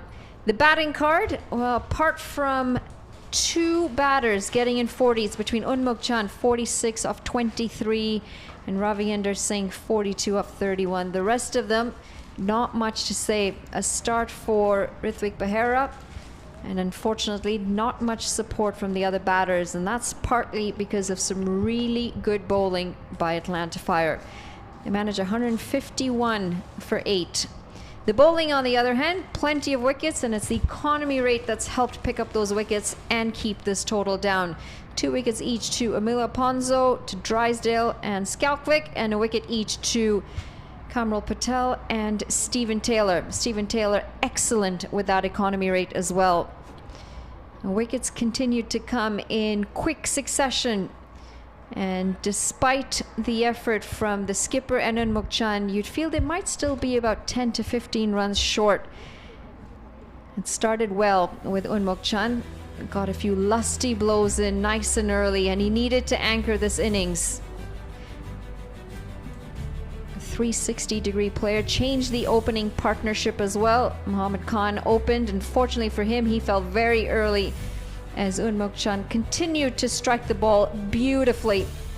6 sixes in that innings as well, and he looked in total control until this moment right here. Very good catch in the deep. Gone for 46, Unmuktjan. Neil Narvakar, the skipper, comes out to the middle along with Jaskran Malhotra after the wicket of Unmuktjan. Unfortunately, from there on, it was tough going. Lost quick succession wickets between 71 for 2 to 76 for 3, 80 for 4, and eventually managed to find a few runs towards the back end of the innings. The bowling has been exceptional. A lot of change of pace, a lot of lack of pace as well. And you've got to give credit to the fielding effort as well. We've seen some exceptional catches, especially the one taken by Stephen Taylor at first slip. Emilio Ponzo does the cleanup with that final wicket. And a clinical performance with the ball for Atlanta Fire as they restrict to 151 runs the Baltimore Royals. When we come back, Atlanta Fire will need 152 runs in their 20 overs. We're going to take a short break here. When we come back, we'll have the chase.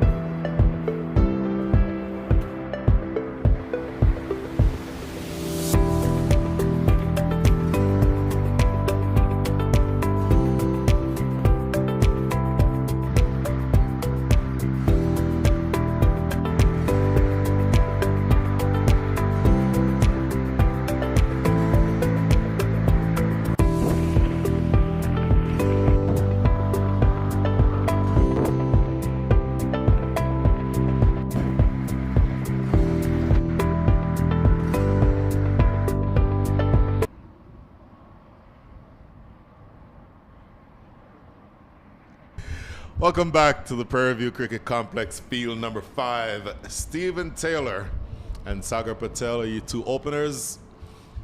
The man with the new ball in hand at the northern end of the ground. The forest end is Ziaul Haq. He's in the center of your screen as we speak. And this is a high-class matchup, one of the higher-class matchups that you'll see in this entire tournament. Stephen Taylor versus Ziaul Haq. Former USA stalwart versus former Pakistani first-class elite player. Both major leaguers. Stephen Taylor has recently played for the MI New York. And it is Ziaul Haq who is right up I-45 from here in Dallas with the Texas Super Kings. None of that matters right now. What matters is whether or not, excuse me, Stephen Taylor himself can help his team get off to a fast start to overhaul a target of 152. 152 needed off 120 balls at a rate of 7.6 and over.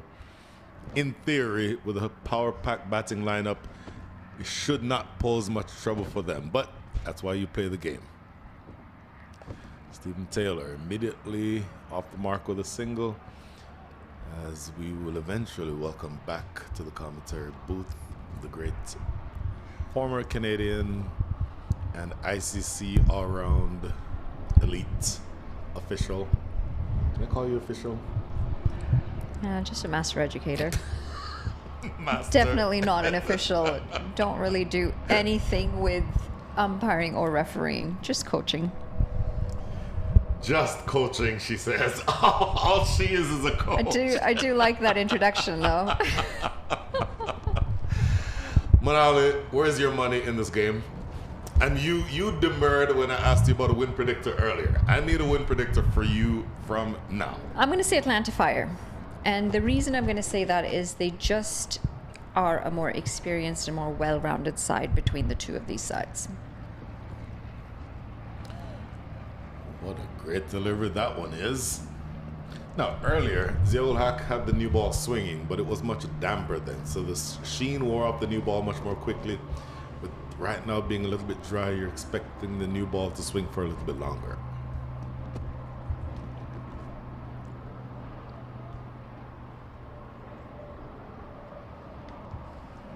Left arm orthodox, swinging it into the right-handed batter.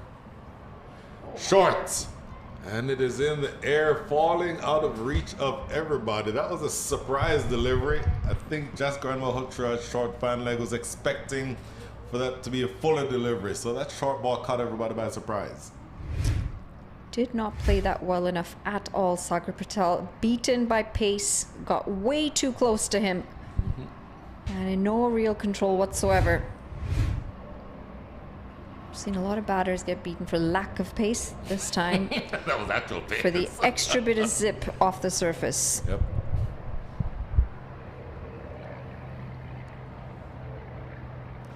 Great delivery. So he swings it away from the left-handed Stephen Taylor.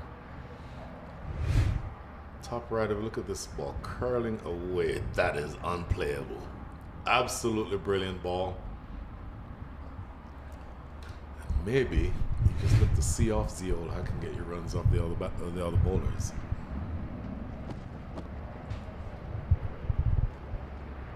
Well, that's just it, isn't it? Early days, take a few deliveries, especially when you've got a bowler of this caliber coming at you.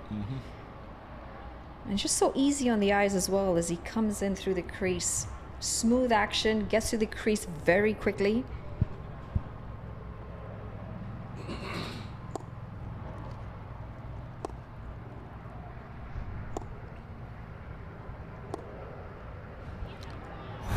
Oh, brilliant. Not given. Everybody thinks it was out. The one person whose opinion matters does not agree. Ziaul Haq, Unmuk Chand, everybody else is apoplectic, but it's just a very loud dot ball. End of over number 1, 2 without loss. Well, there. Oh my God. They're appealing this, but I really don't think there is any deflection off the bat. Yes, there's movement on the ball, but I'm not really sure if he's actually managed to get anything on this. Not the most convincing appeal either. I will say this for the appeal. Keeper and the two fielders behind the stumps all appeal at the same time. That to me tells me that they may have heard something. Now, could it have been the ball flicking the thigh pad? Maybe even the outside of the stumps, which sometimes happens. Well, let's see if we can pick anything up here. Ah, bat onto pad. That's what they heard. Look at the bats right there flicking off of his front pad. That would have been the noise. And that is a brilliant piece of umpiring. That is brilliant. And brilliant piece of camera work. That goes without saying. Shout out to our camera crew. If Hassan is on the production, the camera work will be excellent. And our director being able to pull all of those clips. But so now, we just had that moment where, okay, the uncertainty between what noise was that. And again, we take a look at the helmet and that flap is not strapped in. And I don't understand, as a wicketkeeper, you've got your flap open, you know it's windy, and any bit of extra sound, we're right beside a highway here as well, just creates additional doubt for the... Into the leg side. Should be a couple, actually, no, it's just the one run. Just creates that extra bit of doubt as to where that sound is coming from for the umpire then. Could not agree with you more. You would think that there would be a regulation that would force him to buckle up that helmet. Now, going full attack here. Slip fielders, Jasker and Malhotra at slip. There's a short third. There's a point on the 30-yard circle. This ball leaving the left-handed Stephen Taylor. They're hoping to find the outside edge of his bat.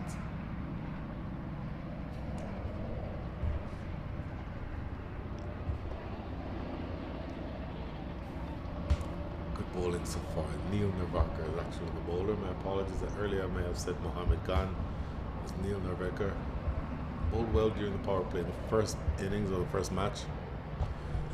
There goes Stephen Taylor. He does that well, but he does not get anywhere near the middle of it, and it is a catch to long off, make that first wicket down, 3 for 1. Lack of pace and a nothing shot in the end. Just didn't get any power off the bat. A little bit of flight on offer as well. And a really well-taken catch in the deep. That's going to be the first one. It's a big one. It's the skipper who's going to have to walk back. So in fairness, and this is me defending myself here, off of the bat, I said it's a good-looking shot. He does that well. Where we're sitting, I could not see that there's a fielder at long off. I don't think that was a shot that he should have played with long off in position. That's just not a safe shot with that field. And he would have seen that fielder down long off, so you would know that he should not have played that shot with long off there. That's my defense of myself. 1.4 overs gone, 3 for 1.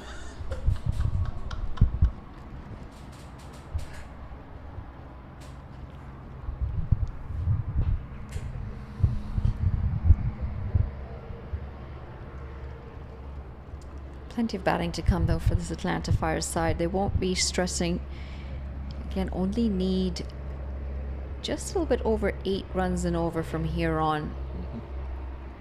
As long as they don't leave too much of it for the end, because we saw that in the first game where the Royals left too much in the end.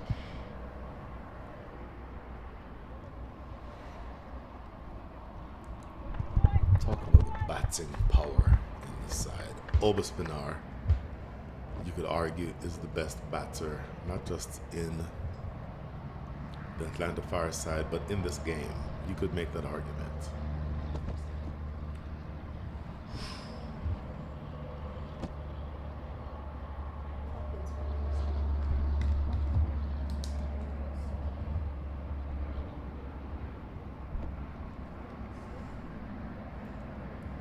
Sai Mukamala is the bowler, or the batter rather, the new batter. Play down the ground for a single. That is the end of over number 2. Successful one for the Baltimore Royals. Got rid of the skipper, Sai Mukamala, who is a national level player. Played in the World Cup a couple of months ago. Is teaming up now with Sagar Patel, and they will be tasked with taking the Atlanta Fire over the line. Another 148 runs to go. Scores 4-1.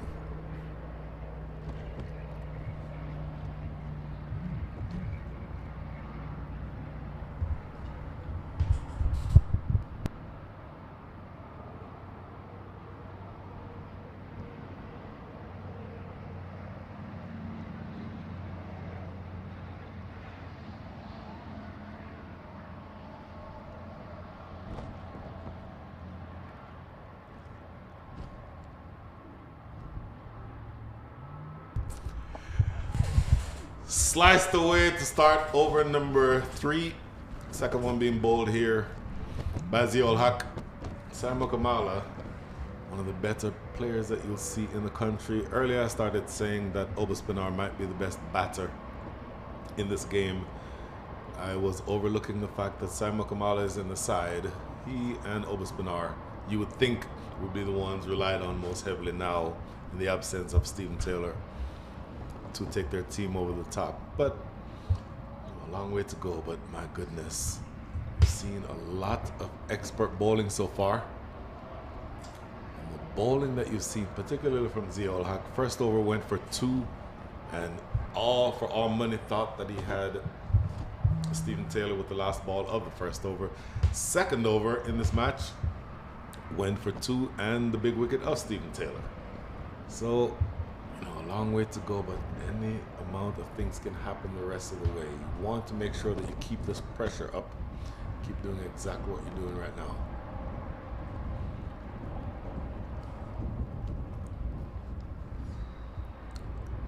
So making your way slowly through this power play, and I will make sure that I highlight the fact that this power play has gone the opposite of the way that the first power play did. At the end of the first 2 overs, the Baltimore Royals had 31 runs on the board. 2 deliveries into over number 3, still only 5 runs on the board here for the Atlanta Fire. Slower delivery. Played into the leg side. They may look for a couple here. No, they choose to not do so. So if you are looking upwards at a target of 152, you have another 146 to go. The required rate at the start of the innings was 7.6. You are right now scoring at the rate of 2.25 and over. 2.25 and over. It's like Christmas. 2.25 runs and over essentially has made the required rate go up to almost 8.5. So this game can get out of control if you're not careful. Short delivery, top edge, fine leg, running back, won't get it. But another sharp, short delivery from Ziaul Haq. Get a couple of runs, but it's the type of bowler Ziaul Haq who can realize that there is an opportunity to catch you off guard. If you're looking for the fuller ball, for him swinging it, then he pulls the length back and bowls that length. Look at this. Look where this pitch is. And just easily, really no control over that shot for the batter. And he would have had his heart in his mouth there, but he lives to fight another day. This is a better looking shot. Up and over, it's going to clear mid off. My goodness, that ball stops and just sticks in the dirt. Any other day that goes 1 bounce for 4. Only 2 runs to close out over number 3. 2 coming from that last ball rather. 11 for 1 after 3. Oh, how unfortunate and frustrating as a batter when you hit it that well and it plugs into the ground like you're playing golf. Exactly. Wow. That does happen. We've got 3 inches of rain just a day and a half before this game. fact, credit to the ground staff and the Oh my organizers. goodness. Yes, we did not highlight that, and we should have. That is our fault. They have done a spectacular job. Lost the entirety of the play yesterday. But it's important to point out that it was not because of the pitch itself. The pitch was fine. The outfield was waterlogged. And the other thing that's impressive is the pitch. You would not be able to tell. There's no moisture. There's no lingering moisture on there that would indicate any bit of rain over the last 2 days that we've had. Completely accurate. So, Keshav Rava, left arm orthodox, saw him get taken to the cleaners earlier in the first game, but came back to take the big wicket of the batter who was assaulting him, a batter whose name escapes me this very second. What do you make of his hair? I'm the wrong person to ask about hair. I mean, Any hair is better than no hair for me.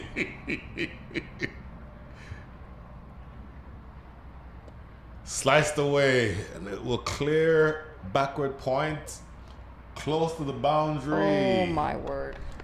Did that go all the way to the rope? Did we have another situation like we had earlier? Let's take a look at this on the replay.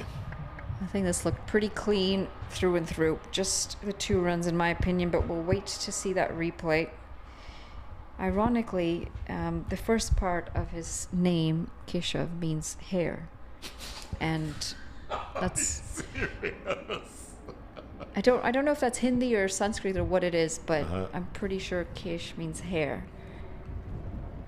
Very interesting. And so Keshav is, I think, supposed to mean the one with hair. So, am I accurate? if maybe someone could shoot us a message and let us know if we're a bit accurate there or not. If your name literally means with hair, then you have to grow your hair like this, don't you? I mean, it is a religious name, though. It is one of the gods' names. Okay. But that is what it does indicate. Sliced away again, over the top in the same direction. This will also get close to the boundary for another couple of runs. I am really intrigued by how much the amount of allowance on the field has changed for the ball. I mean, it's not rolling to the boundary anymore. You can't hit it over. Whereas I do find in that first innings of the first game, the ball was traveling a lot faster. Mm-hmm. Didn't really experience a lot of dew this morning either. It was pretty good to go from the time that we arrived. Which is surprising. You can almost always expect a lot of dew here in Houston, or in the Houston area.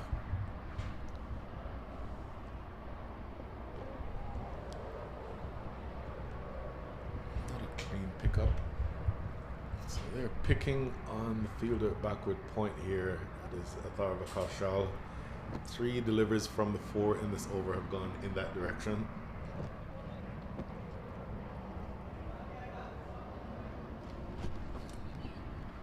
I think we're going to have, after this delivery, I think we have a surprise from our director, the great Hassan.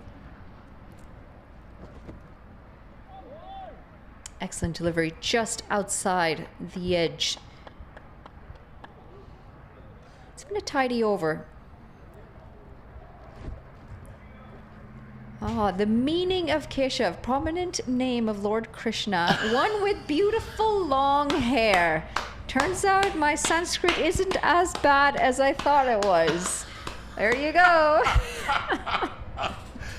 I could not be any more impressed with that deep pull of knowledge from the great former Canadian stalwart Manala Patel. The name signifies beauty, charm, and divine power. I think in this occasion we're just talking about the hair, but it's good to know that I was somewhat accurate there. Wow. 4 overs gone, 17 for 1.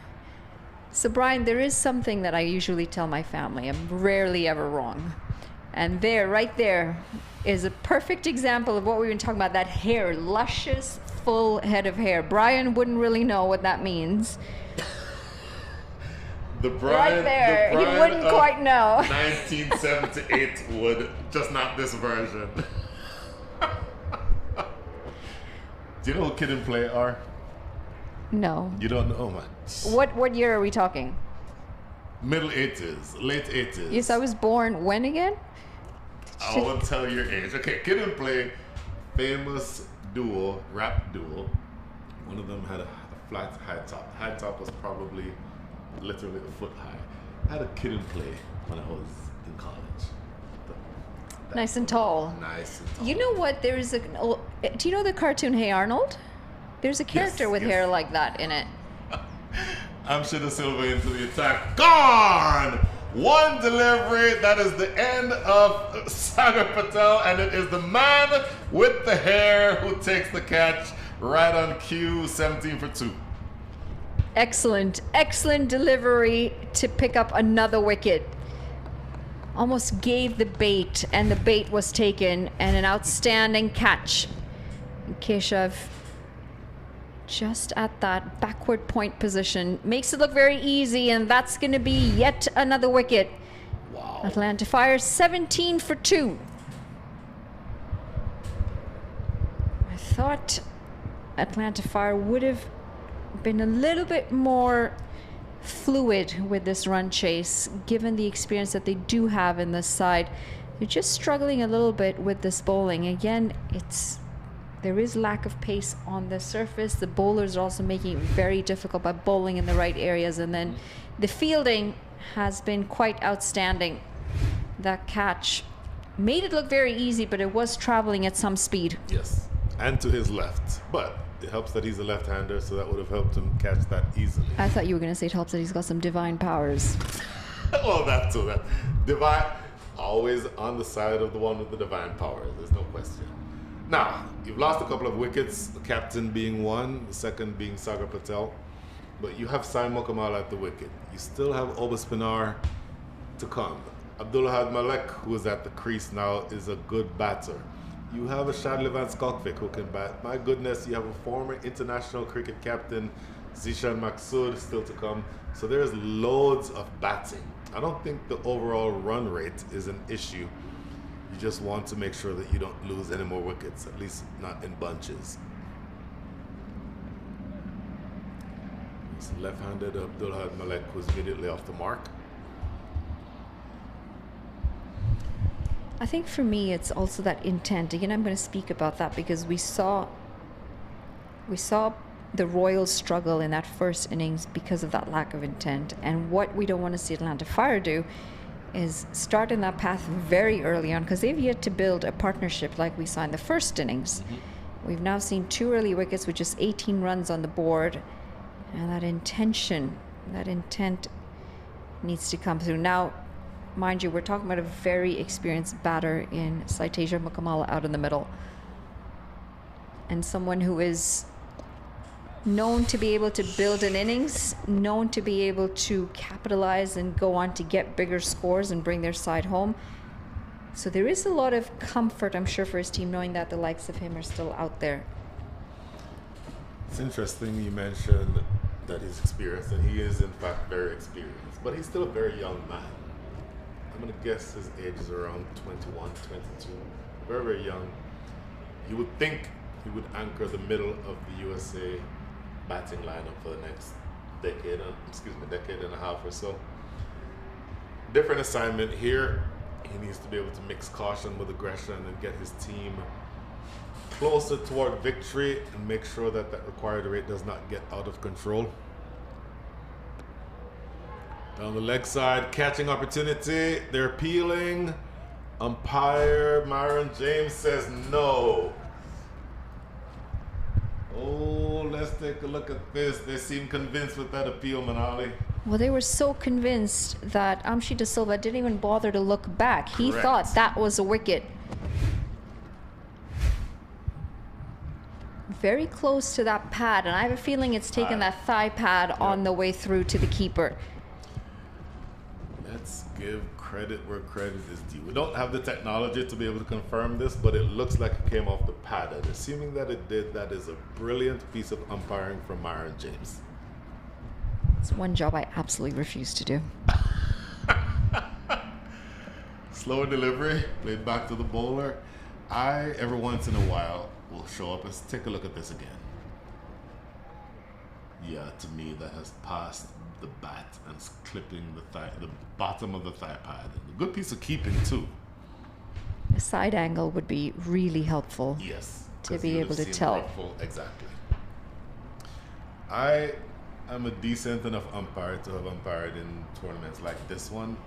It is a thankless job. I didn't say I wouldn't be decent at it. I just said I wouldn't do it.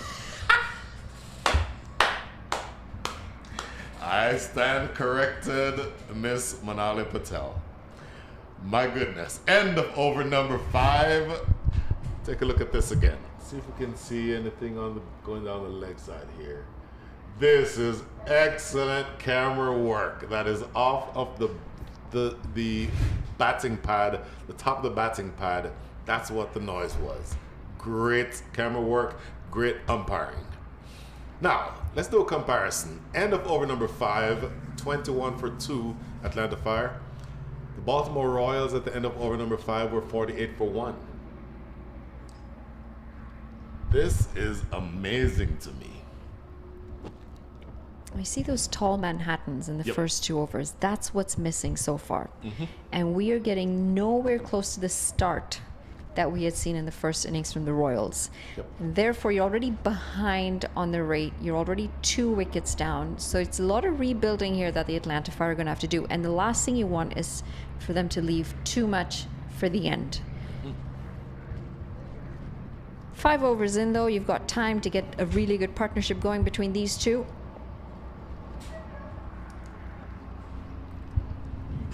Just try and continue ticking along.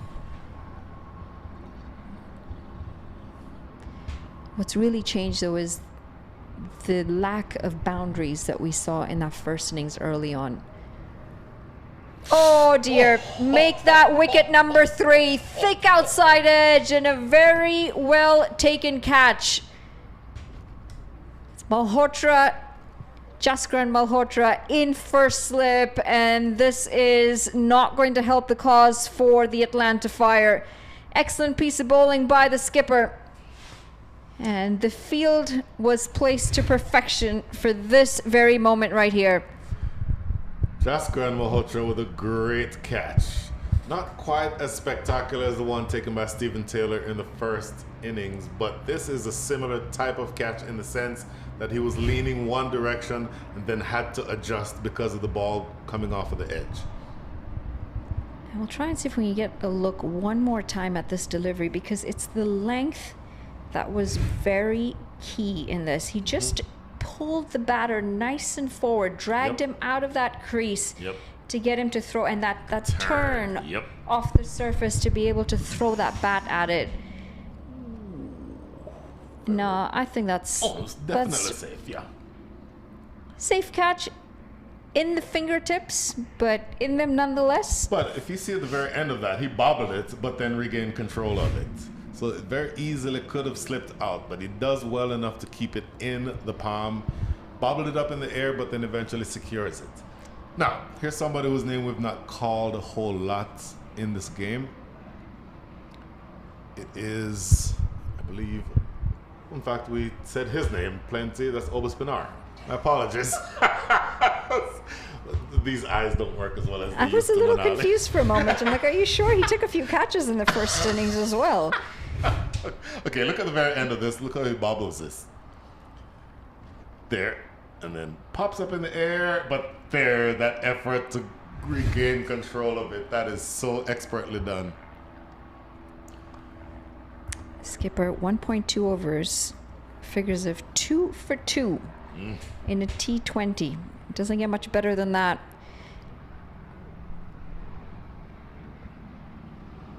Worked into the leg side, and he's off the mark, Obus Pinar, with a single.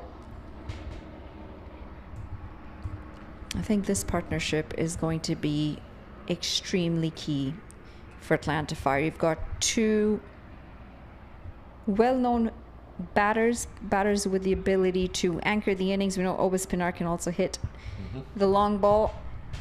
But you feel like these two have got to try and get their side closer. Otherwise, it's going to be too much at the end. I would not disagree with any of that. The one wild card for me is Ishad Maksud. And I say he's a wild card because he's a lefty. So that means that you will want to see when you bring him in, you'll see whether or not there is any effort to save one of the off spinners back for the lefty when he comes in. But then somebody like a Shadley Van Skalkvik who can come in and throw his bat at the end of the innings, he's somebody who also might figure in all of this. But there's no question that the Atlanta Fire are not quite starting out as well as they would have wanted to here.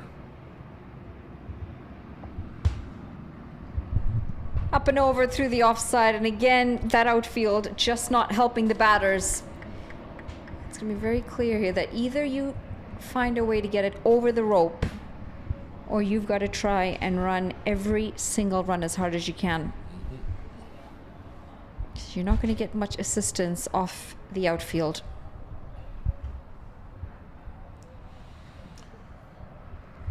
Really good bowling by Neil Nervarker. 1.5 overs, 2 for 6. So brilliant stuff from him. Into the leg side, and that is exactly what we're talking about. If you're going to hit it, get it over the rope. And it is a maximum for Obis Pinar to end what has been a very good over. 2 straights. You want that ball to be more on the off stump line, and he swept this. Obis Pinar has shots all around the ground, and one of his favorite shots is that sweep shot that you just saw him play. Saw earlier when Chan played that shot to very good effect. Obis Pinar no less accomplished the batter than Chan. So here, look at this. Here the wickets again, straight down the ground. Stephen Taylor will want to have had that shot back. This here is hammered, but directly to the hair guy for a good sharp catch. And then wicket number 3, Jaskaran Malhotra doing his best Stephen Taylor impression to scoop that one up immediately, holding that finger aloft, being fielder and umpire at the same time. So we're interestingly poised here, Manali. End of the power play. Amsha De Silva back into the attack. Hello, we see you. I think he's just trying to... No, definitely not trying to get our attention for the end of the power play. No. Not that important. Did you have a celebration that you did when you picked up wickets? Oh my goodness, no. I was just glad that I could rest for a while before I had to bowl another one. Plus, when we played celebrations, that was not a thing back then. About our only celebrations was after the game, we got to listen to some music, have a little bit of curry goat, have a little bit of jerk chicken, and have a Heineken or 4, and that was what we did to celebrate. But during the game, nothing. Aryan Batra into the attack. And by the way, yes, I did say Amsha De Silva earlier. That was my mistake. This is, in fact, Aryan Batra. Did you have a celebration? I should ask you that. Hang on, I've got a follow-up question. You didn't have a celebration necessarily, but I don't see you as being a very aggressive type of player. As in, like, in your face and... More runs. Obis Pinar is helping his team's cause at the moment. Been out there for a very short period of time, 1 maximum and now a boundary. Just helping release a lot of that pressure. Just paddled that around the corner, didn't he? Just very effectively, really helping it. Not a full-blooded pull shot, just more guiding it around the corner, and the man in the deep really had no chance. To go back to what you just asked me, in fact, let's look at the replay again. Look at this, no flourish, just helping it, and easily put away. The man coming around from square leg, really not getting anywhere near it. I was the smiling assassin. I was the kind who would run up, bowl a bouncer, hit you in the face, and then go check on you to see if you're okay. and maybe help you to the sideline if I needed to. But I was not. There is enough in life to be serious about.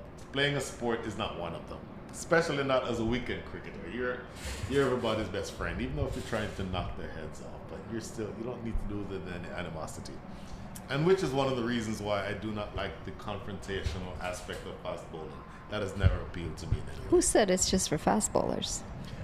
There is no such thing as a confrontational spinner. What? Oh, like Shane Warren, the late great. There is nothing that irritates me more than a bowler who is let the ball do the talking. You don't need to do the talking. I mean, forget batter bowler, doesn't matter. I just, I still have people who don't like me from my playing days. Wait, are you the in-your-face kind of a player? 100%. Oh my goodness. Sledging I'm glad in I your met face. you after your playing days. Swing and a miss, looking to cut that, and not managing to get any bat on that. Did sit up quite nicely as well for that shot. But you've gotten to know me. We've never played against each other, obviously. So I'm obviously a very pleasant person. But on what the I field... just learned 10 seconds ago, all of a sudden I see you in a different light, Manali Patel. You just have to understand that on the field is on the field and off the field is off the field. Oh, lovely looking shots. Glorious. Beats one fielder, won't beat the other though.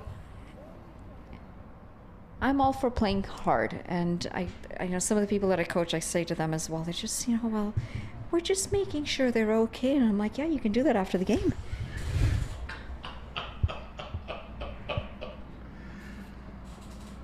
Love the shot there. Just a replay on that Obaspinar shot. Such an easy on the eyes type of player. He's now missed that shot twice. Outside off stump, short delivery. A bit too close to be able to cut away, but he hasn't adjusted for that line. 7 overs gone, 36 for 3. Allow me to do the comparison, Manali Patel. At the end of 7 overs, the Baltimore Royals were 71 for 2. They've just about doubled them up. On par. On par. How is that on par exactly? They literally have almost twice as, or they had almost twice as many runs as Atlanta Fire does right now. But a lot of positives in the last over or so since Obaspinar's walked out. And so now if you are the Royals, you're thinking, I've got to try and pick up a wicket here quick. And even better if that is the wicket of Obaspinar, who's come in and struck a maximum, then a boundary, and he started to look threatening from the time that he's walked out. I 100% agree with everything that you just said. To bring the two teams together. When the Baltimore Royals batted, during their consolidation phase, they only scored 4 runs and over in 8 overs, from overs 7 to 14. Sarjit Lada into the attack. No. Manali Patel, you're going to disagree with that choice of shot. No. Not disagreeing with that choice of shot, just hoping that if you're going to play it, you got to hit it better. And in this occasion, it was in the gap. There was no fielder, but again, not out of the middle.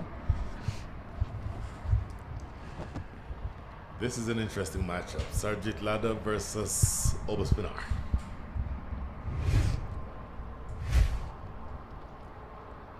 Boy, you reverse swept that from a ball going down the line of leg stump.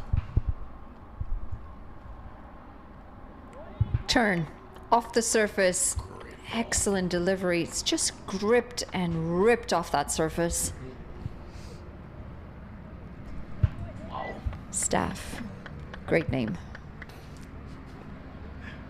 We'll have to take a look at his shirt again. Sarjit Staff. Tries to go for the reverse again. Just too full for that shot on that occasion. Yep. That's why I said Sarjit Staff. When you start running out of jerseys and the players start switching jerseys and support staff are walking around in normal clothes because the players have their shirts on. That's kind of like what happens in a tournament like this. You know, the other thing I never did was share equipment or clothing. Shocker. I mean, I wasn't trying to be rude. I'm sorry, I'm not sharing my gloves or my helmet or anything with you. My sweat is on there. I don't want your sweat on there. Just a hygiene thing, you know? And you would not like what I'm about. In fact, I won't even bother saying it. I think I know what you're about to say. I'll withdraw it. Thick outside edge and another single. We do have some leagues where I've seen guys share boxes, and I cannot tell you the number of issues that you could potentially cause with something like that from a hygiene perspective. Exactly why I withdrew what I was about to say, because I played in a couple teams where they did that.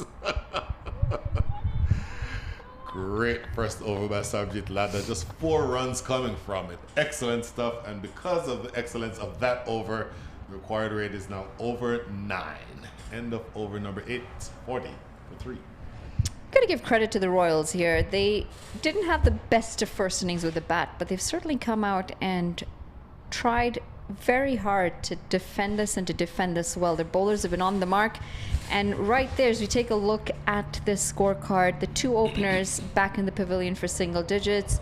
Malik, the next one to go, also for a single digit. It's just this partnership here now between Saiteja Mukamala and Obis Pinar that's starting to form, both in double digits. They've gotten the starts now, but they've got to convert it into those bigger totals. They've got to get their side over the line. Bowling has been phenomenal. When you've got 3 bowlers bowling at 4.5 and 4 runs and over, and absolutely everyone at 6 and under, can't ask for better in a T20.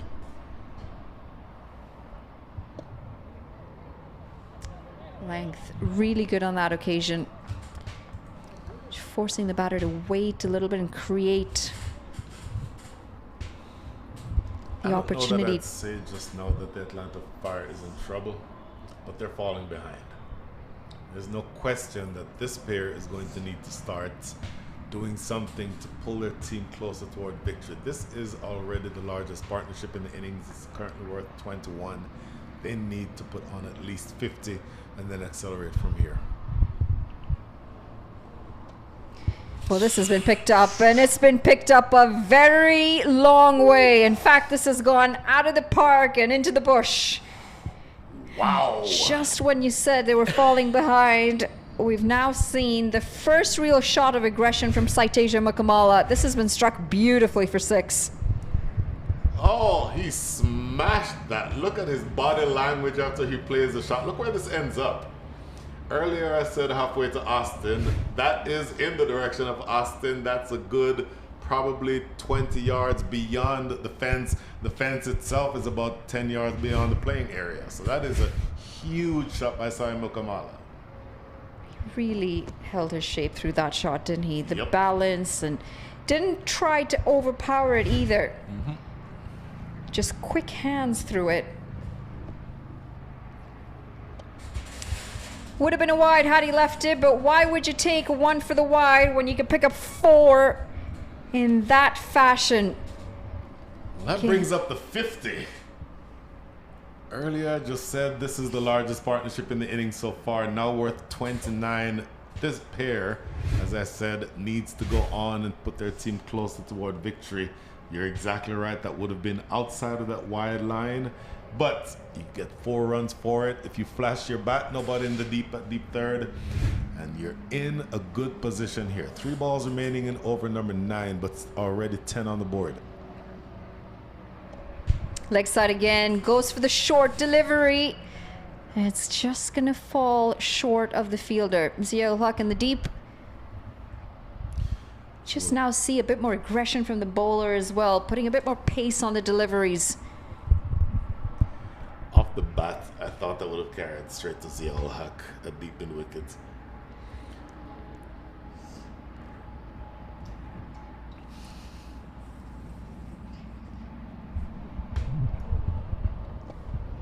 keeping it wide, but still in the swinging arc. And this is a glorious shot. It's going to be another maximum. This time it's Obis Pinar getting into the action. And a very expensive over with a delivery to come.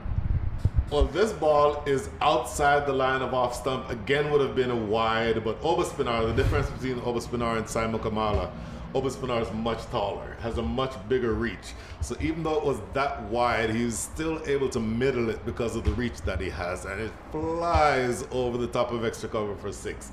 Excellent shot. 17, biggest over in the innings by some distance, and still 1 ball to come.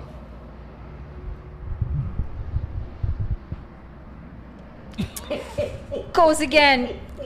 Bowler going for the short delivery, and it's going to be 6 more. I'm not quite sure if that is the best approach for the bowler. It is going to be the end of a very expensive over. 9 overs gone, 63 for 3. I will say this. It was not as bad a ball as Obis Pinar made it look. That ball was short of length on maybe 4th stump line, but he was premeditating, maybe that may be too strong a word, but he was already aggressively looking to play that shot. And he got a ball that he could get under and absolutely mowing it over mid-wicket. 23 runs come from over number 9. That brings you much closer to where you want it to be. If you compare the Baltimore Royals at the stage, we're 76 for 3. They've made up a lot of the distance here. Atlanta Fire, 63 for 3. .64166. Brilliant over.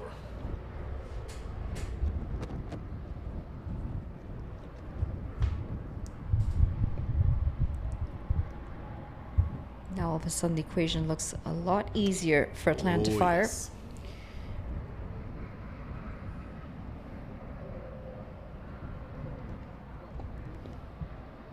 Bit of turn away from the right-hander, and this is placed well. Should pick up 2 runs here. The intensity all of a sudden has completely changed between the 2 batters. And there's that climb up for the Worm. And the Manhattan, tallest tower so far by quite some distance. Yep.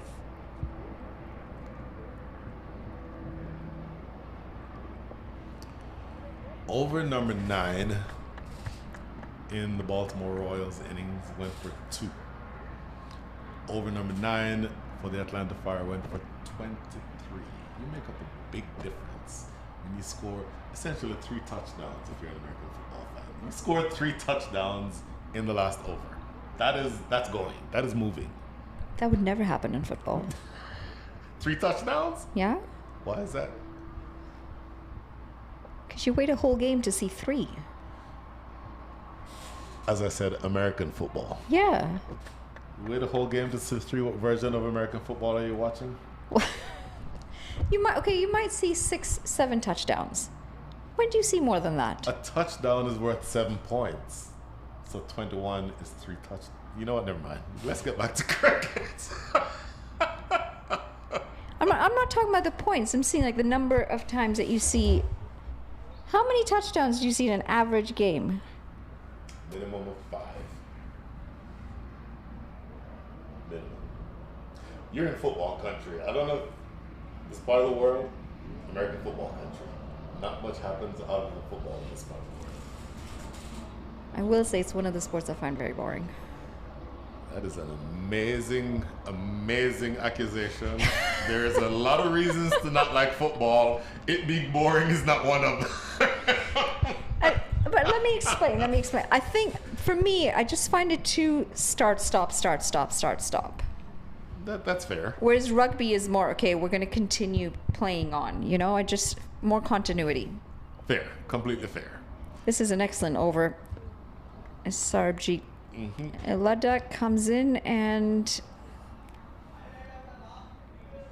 pulls back a lot of that momentum from that last expensive over. Halfway point as well, 10 overs gone. And this is that last over. Started with a swivel into the leg side. Saiteja Mukamala really opening up his shoulders. 2 sixes from him, and then Obis Pinar getting into the action as well. And absolutely smashed between both of these batters. And at the halfway point, 68 for 3. They're going to feel quite comfortable from here on. Again, I will say this partnership is key. You're exactly right. Earlier I said they needed to put on 50. This is not me jinxing them. Let me qualify that. They've already put on 47.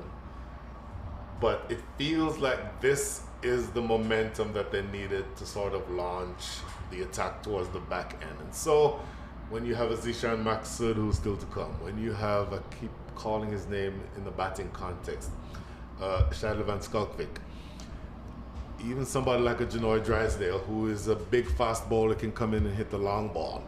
If this pair gets you close, this pair gets you to within, say, 60, then you like your chances the rest of the way. Still need another 84 runs. 84 runs still needed from the next 60 balls, but it feels like this is a key moment in the game. And that's why you've handed the ball to Amsha De Silva here to start over number 11.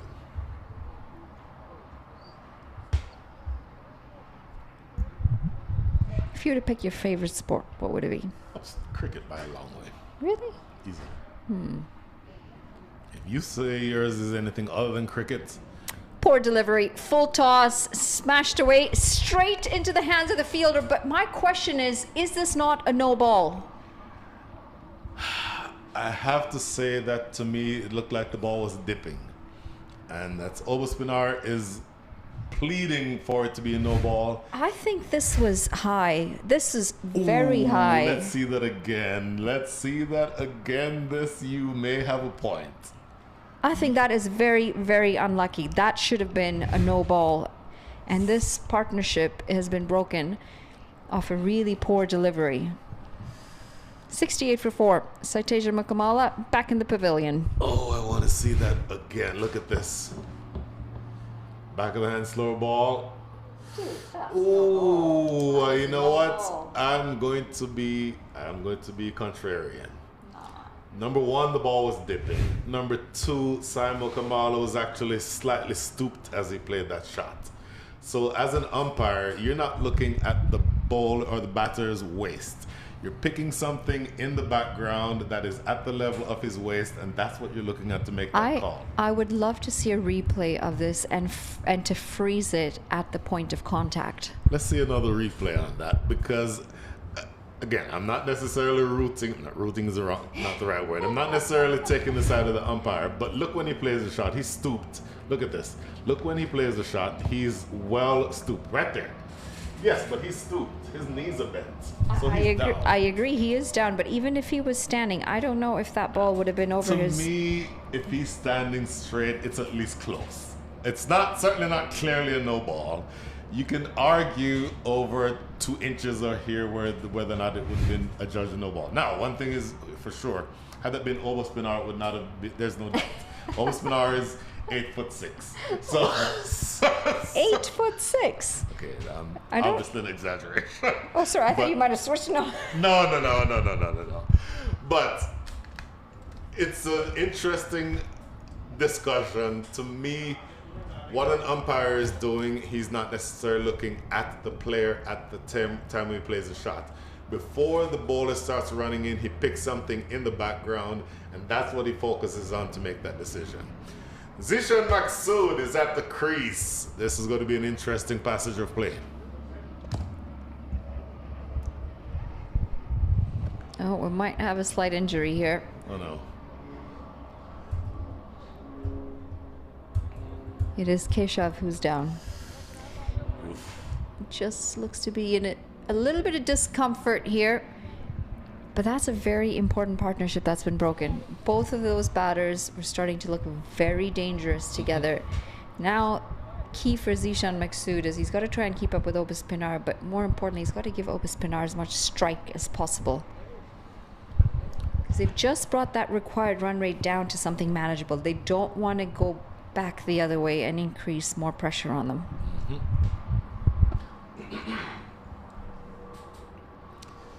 Oh, that's unfortunate. He's limping. Definitely limping, Keshav Raval. And he appears to be favoring his right leg. what it's worth, he still has 3 overs to go. So don't know whether or not he was part of the plans to bowl the rest of the way, but he does not look very good, does he? And that's his plant leg. Not as big an issue because he's a spinner, but still, that's the leg that you need to plant if you were bowling. So he'll certainly want to be watched here.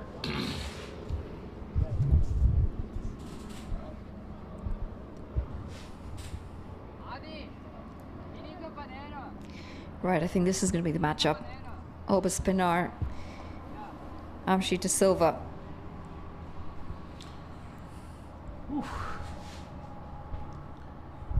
It's going to be huge.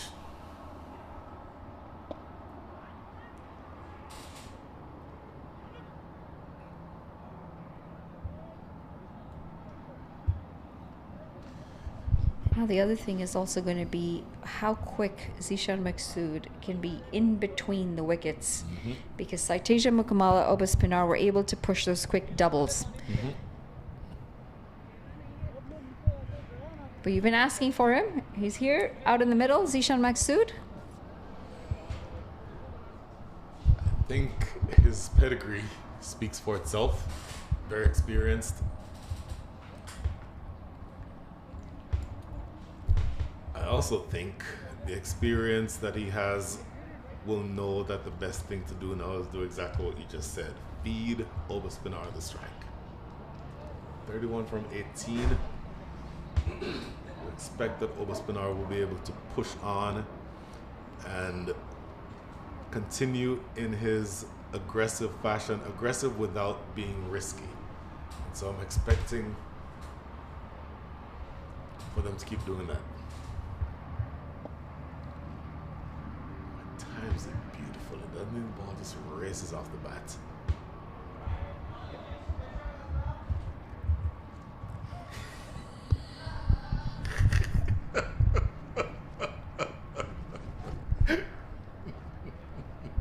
It's a different kind of Keshav. Keshav Maksud. Well, the hair's in the wrong part of the face there for that.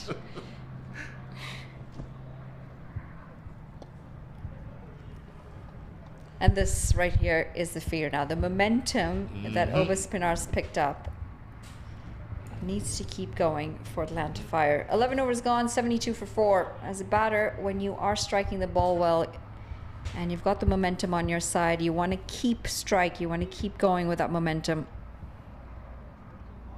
It's a matter of concentration as well. Seen a rocky start from Atlanta Fire. Stephen Taylor was the first one to go. And that's a really good catch by Keshav Raval behind point to take an absolute flyer. This is a great take at first slip.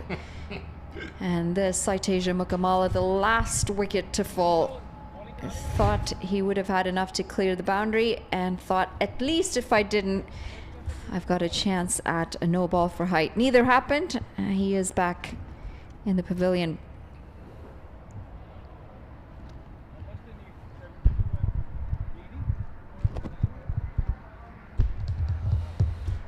Well, it's an interesting position in the game.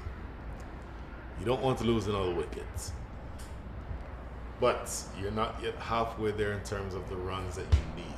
Another 80 needed in the next 54 balls. So some desperation, maybe desperation maybe too strong a word, but some urgency is needed from here. But you have to mix, I said it earlier, caution with aggression, because if you lose Oba Spinar now, that's essentially the beginning of the death rattle. So this pair now needs to bat, and I said earlier the other two needed to put on, Obas and Simon Kamala needed to put on 50. This feels like it needs to be another 30-35 run partnership to get it close so the batters down the order can have a go at the end.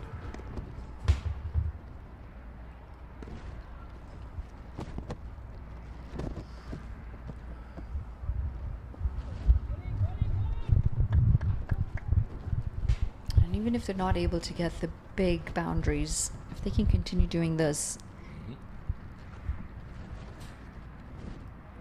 Just helps keep on top of that required run rate. I haven't really updated you on the scores from the other 2 games. We have also had 2 games on the ground behind us. So 2 games on simultaneously beside each other. I'm trying to get you swept away. And oh, that is fumbled. Should just be, and that right there. Well, try and get you a replay of the running between the wickets on that delivery. Because Obis Pinar has hit this. He's sprinted across to the other side and looking for a second. Try and see if we can get you a replay on this. I think I know where you're going with this.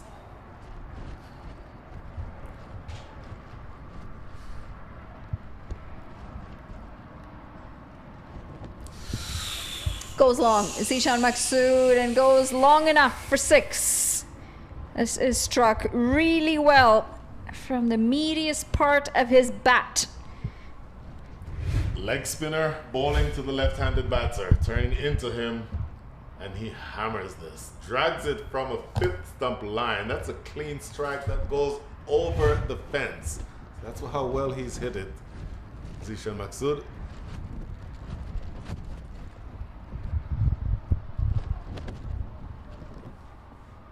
And I'll pick up a quick single here. It is leg byes as well off the pad. Still want to see if we can try and get you that replay of running between the wickets. And if there are any kids watching this, I really want you to focus on why we say it's important to push every single run hard. But that first one exactly is very important to run hard.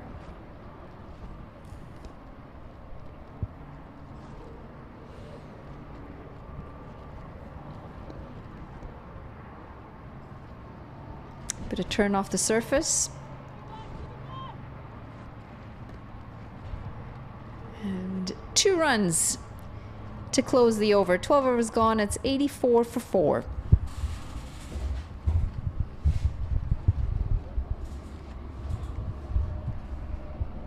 Game time here, Manali Patel. New partnership, now worth 16. 4th wicket partnership went for 47, so that fell short of the 50 that I had requested. But experience counts for a whole lot. And if you're Zishan Maksud and you know that there's a leg spinner bowling to you, you can take him on and put him over the fence at long on, you do that. You also recognize the fact that as you look at those worms, look at the white worm, the one at the bottom, is getting closer and closer to the red worm. And let's remind each other that the red worm slowed down, or the white worm slowed down tremendously. I think those graphics might have been switched in the previous one, but for the most part, things became a little bit more difficult for the batting side, the Baltimore Royals, in their innings when they batted. So an important part of the game here to me right now, it is Keshav Raval, who's back into the attack. Good to see that he's healthy enough to get back onto the field and get back into the bowling attack. But this is an interesting matchup. Left arm orthodox, bowling to the left-handed Zishan Maksud. So you can expect the ball turning into him for him to look to hit big in this area toward us. I think we should get catching practice sometime soon.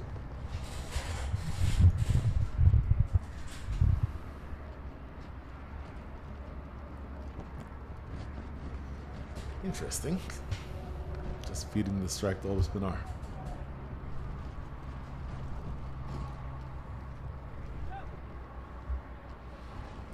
So now if you're Obis Pinar, 36 from 20. 36 from... Obis Pinar, as I was saying before I was rudely interrupted, 36 from 22. How do you play this? You can hit the ball a mile, but you don't want to take any risks. Do you take on the young orthodox spinner, choosing for the moment to put away the big shots?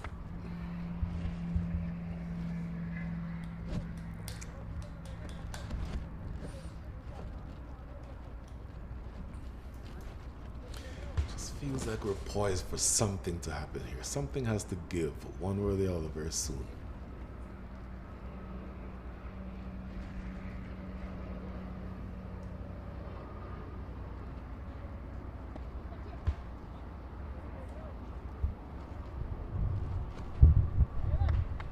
Just tying the ball very well over Spinar.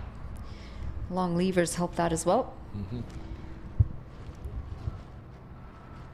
Plenty of overs to come still, so they won't feel too worried. Atlanta Fire.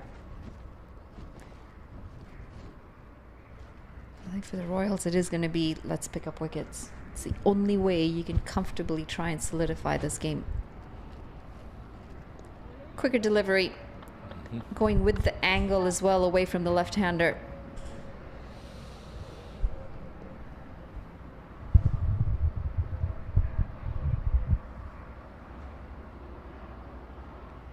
At some point, Zishan Maksud is going to take on Keshav Raval. And again, in this direction is what I'm expecting.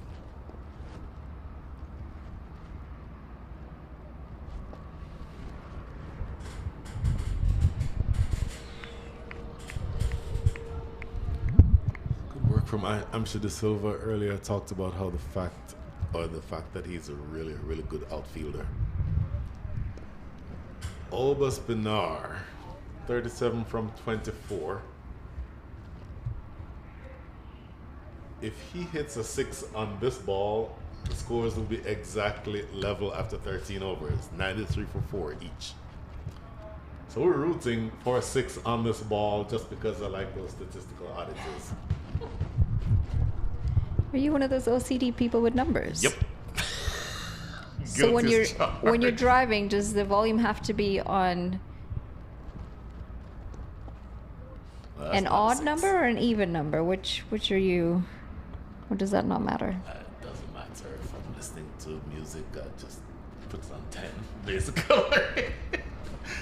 Single down the ground closes out over number 13. I didn't get the 93 for 4 I was looking for, but two teams are still relatively close. 88 for 4 after 13.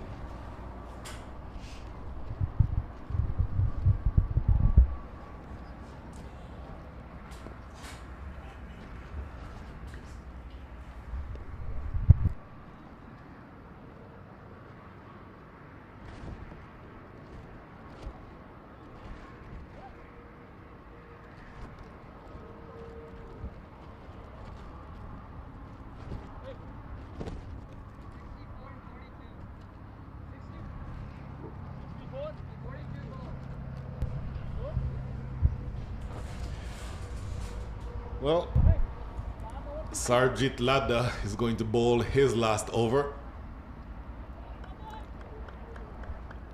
Interesting matchup continues. Sarjit Ladda versus Obas Benar. Extra cover wide open with a leg spinner.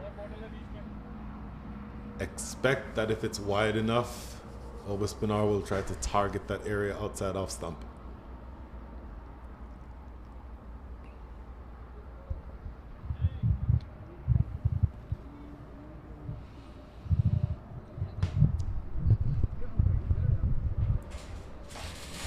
Very calm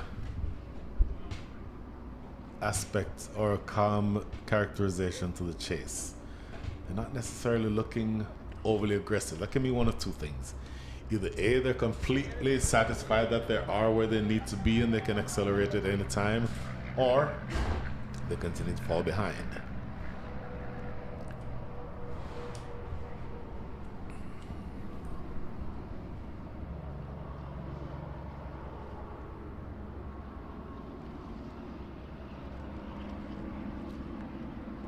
Hammered.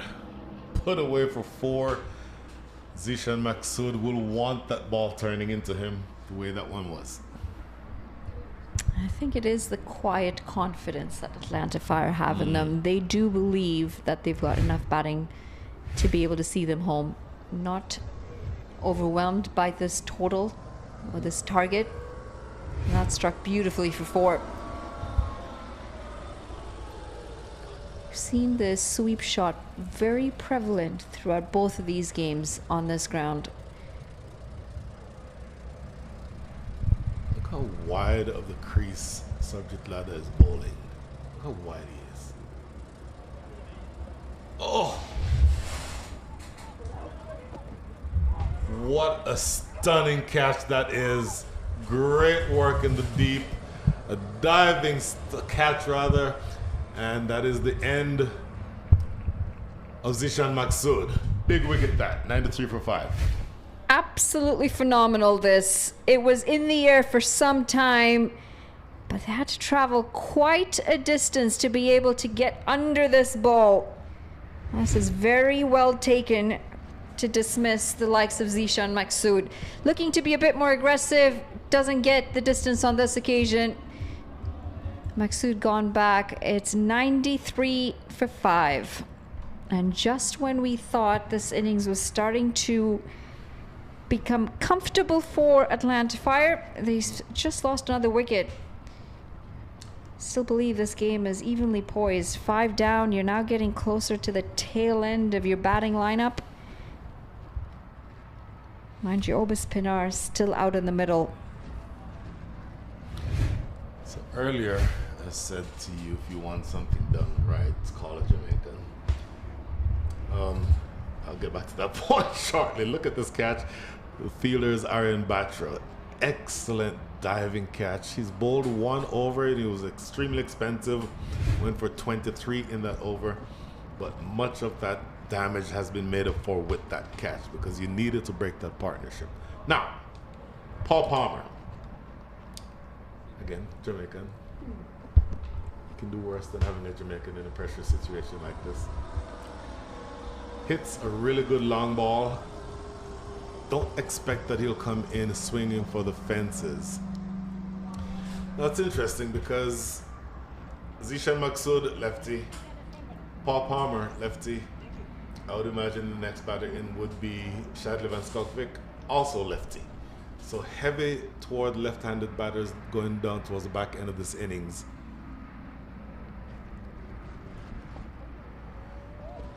Immediately off the mark here, they should just settle for 1 and they do.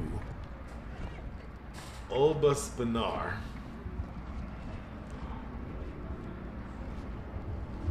A lot depends on him from here. 39 from 26. A quick math in my head says that's a strike rate of 150. Correct me if I'm wrong.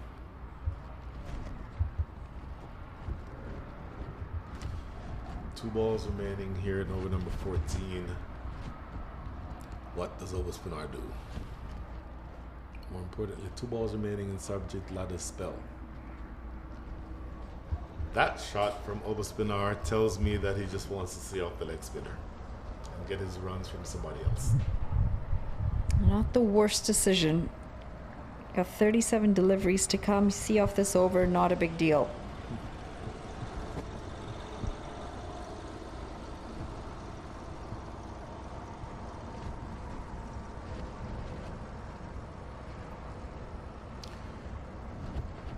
True to form, a couple of dots to end over number 14. You don't mind that at all if you are the Atlanta Fire because you've just gotten, as you've seen off, the great Subject Ladder. End of over number 14, 94 for 5.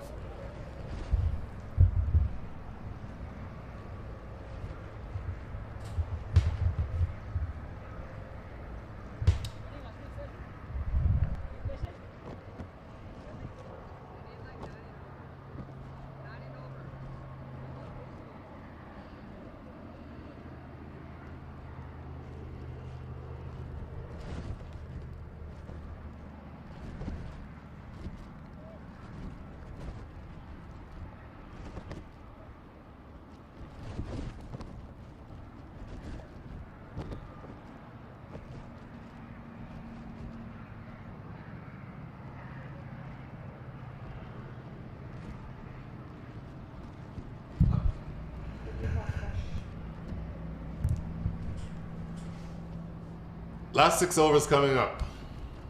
Paul Palmer, 1 from 1. And he's facing the left arm orthodox of Keshav Raval.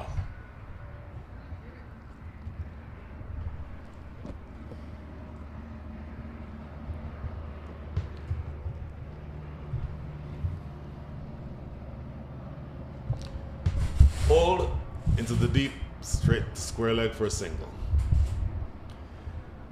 So you're at the business end of this match, Manali Patel. 57 needed in 35. Dare I ask you the question about your win predictor again? Still sticking with Atlanta Fire at the moment.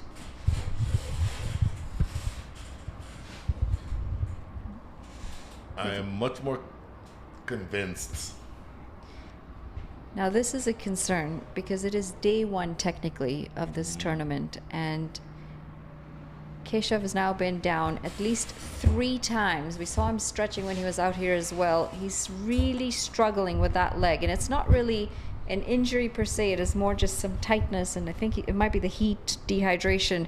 That's a concern though if he's already pulling up, because he's got another 5 more days of games back to back. Mm-hmm.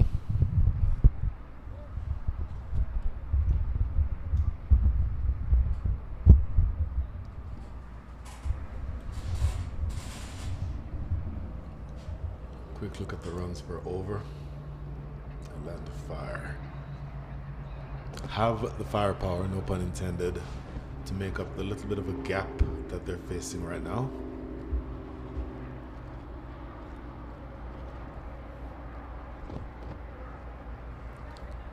Spinar continuing now into the 40s. 40 from 29. At the end of over number 14, Baltimore Royals were 100 for 4. The Atlanta Fire at the end of 14 were 94 for 5. So still thereabouts. And again, the Baltimore Royals did not score heavily toward the back end of their innings. So that would be encouraging for the Atlanta Fire.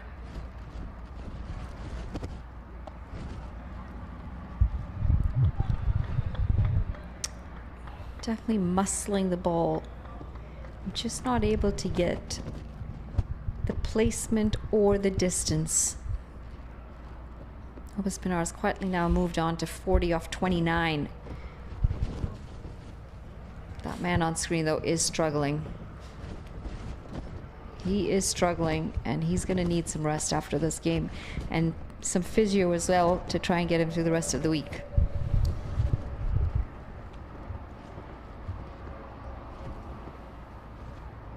Short, pulled away into the deep. That's good work at deep mid wickets. Off the bat, I thought that may well have been in the gap. That's good work up there. Ritvik Behera on the boundary. So you've had a succession of singles now. 4 of them in all. In fact, wait. Was there a boundary that I missed in this over?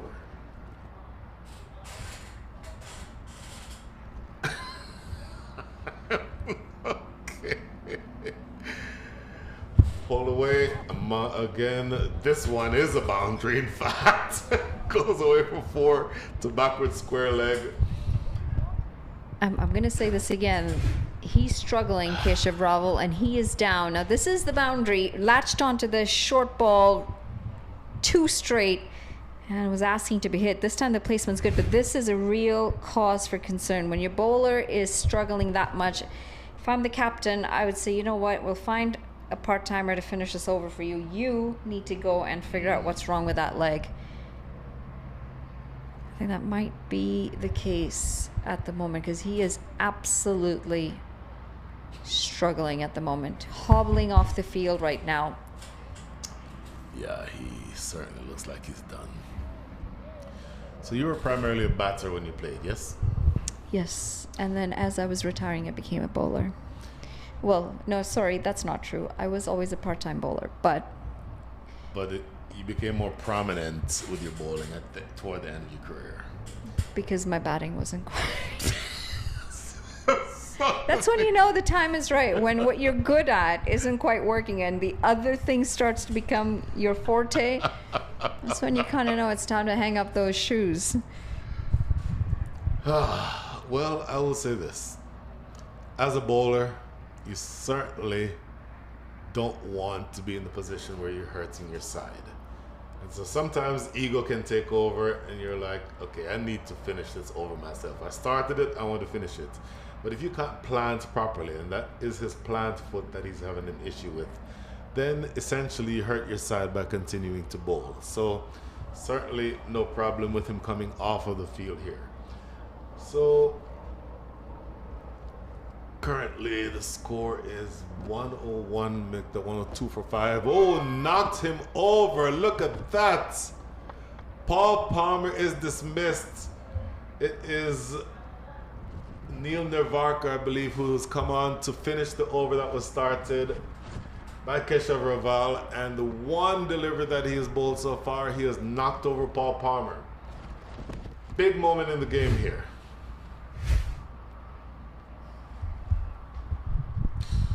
Needed it. Needed a wicket desperately to pull this momentum back on their side, the Royals. That's going to be the 6th one down, 101 for 6. We'll just wait for that scorecard to update. And you'll now have to feel even more pressure for Obis Pinar. He will have to see his side over the line. Still believe 51 off 31 is very doable in a T20 game.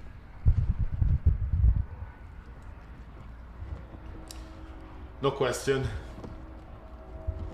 But what I will say is this. And earlier I'd suggested that the next person coming in was going to be Shadley Van Skalvik. We'll see that replay again. Paul Palmer wanting to play that one a lot straighter instead of trying to play to mid wickets. But here, instead of Shadley Van Skalvik, it is Nitish Sudhini who's coming to take his place at the crease. Will be at the non-strikers, and Obis Pinar will be the man on strike. And interestingly, they have gone to Ziaul Haq, who has 2 overs left. Ziaul Haq, you would think, would bowl overs maybe 16 and 18. But the fact that Ziaul Haq has been introduced here, to me, says how important it is for them to either dismiss Obis Pinar or at least keep him quiet.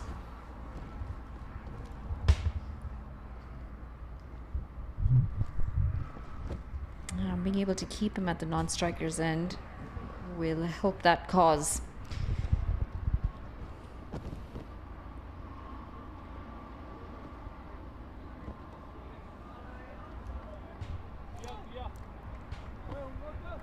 If you are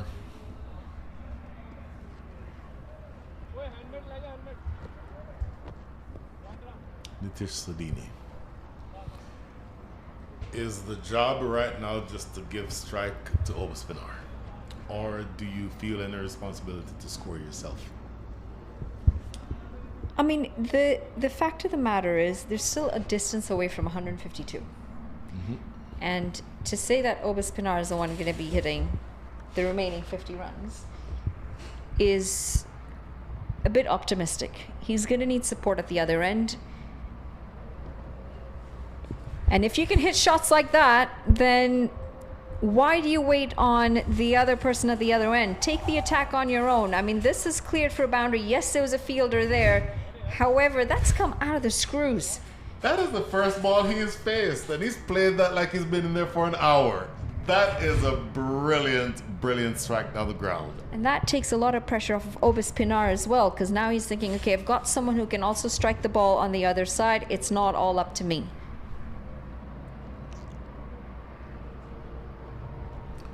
Played away off the edge, running toward the boundary and getting there. Consecutive boundaries. That helps your cause if you're the Atlanta Fire. I mean, I know this wasn't completely out of the middle, but this is well placed. You could just see he's opened the face of that bat to allow for it to go as fine as possible. And this is raced away to the boundary. It's back-to-back boundaries. Pressure now back on the bowler. Pressure absolutely on the bowler. Don't look now. At the end of over number 16, the Baltimore Royals were 118 for 5. 4 balls remain. Make that 3 balls remaining in over 16 here. 110 for 6 is where the Atlanta Fire is.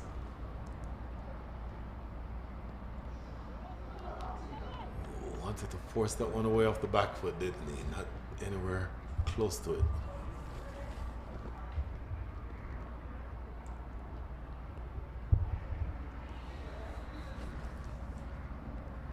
Is he calling for a drink? Or a hat? Sunglasses. It's not the third ball. I hope it wasn't a drink he was calling for. Wasn't sure if it was a hat or sunglasses. It definitely wasn't a drink, I don't think. I can't imagine that you'd be calling for a hat facing to Ziel Hack. Mind games, Brian. Come on. You think you're quick?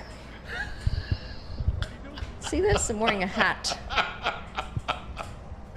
Can't phase me with that pace. It's all about the mind games. Mind you, that would be very I would absolutely not expect irresponsible. Very much so. Very much so. 41 needed from 25. What a great Yorker that one is. Well played too by Obaspinar. You don't see him pushing for the second run here because it means he will keep the strike. 11 coming from over number 16. I think you had something in mind, differently in mind, when you brought Ziel Hack to bowl his penultimate over. End up over number 16, 1-1-2 for 6.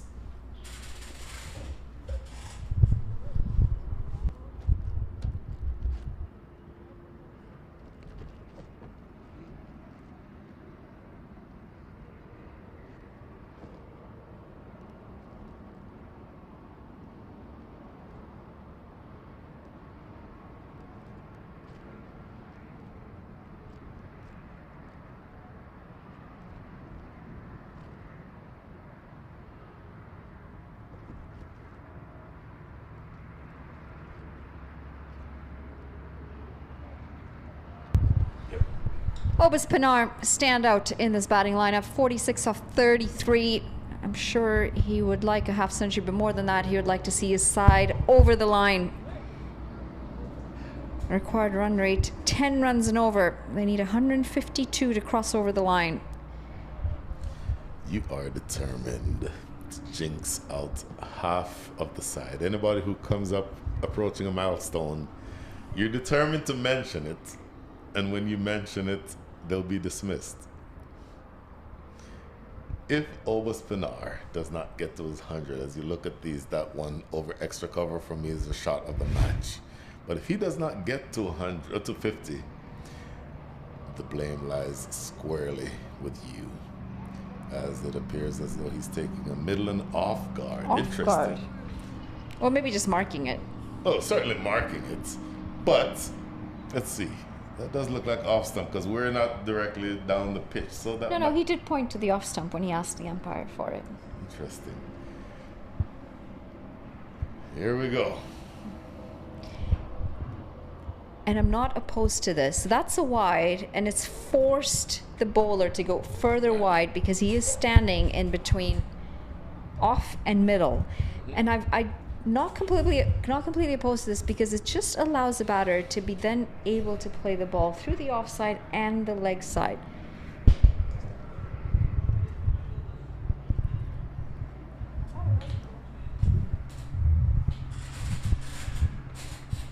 We'll check to see whether or not that's an actual wide. We thought it was. The scoreboard reflects differently.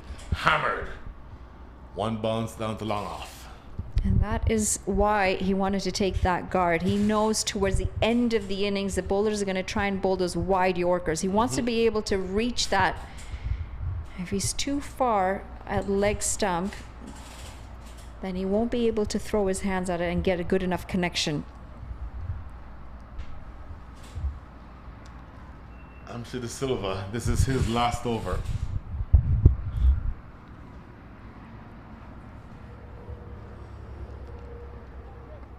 Nitish Sudin in 9 from 4. Couple of boundaries looking good so far.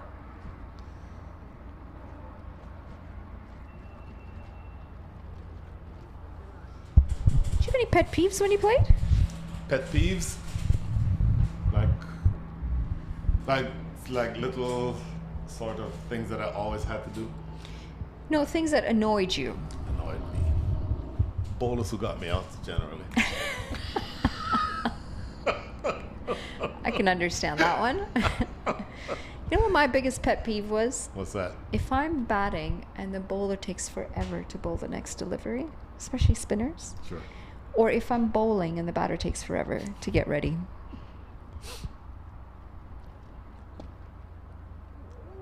Athletic, but can't prevent the single.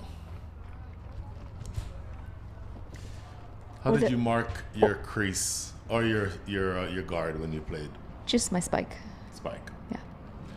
Well, I would say most of my cricket was played on artificial surfaces like concrete with AstroTurf. So I always used to use chalk, of course. See that nice athletic move there by Amshida Silva. But then I always used to put an arrow at the end of the line. Why is that? Just because it was like here, this is me right here. Slower delivery, lofted, and long on will not be in a position to take a catch. And just for that split second, Nala Patel's heart was in her mouth because she thought she got another wicket. No, not at all. Not at all. I am, however, watching and thinking you might have just lost a little bit of that timing. Long on again in play. Long on will not get there. Boundary number 3 to Nitish Sodini. This is some shot by Nitish Sodini. Quick hands. Hasn't even really followed through with the shot. It's a short arm jab. Yep. And just the bat speed on this has absolutely fired this over the line.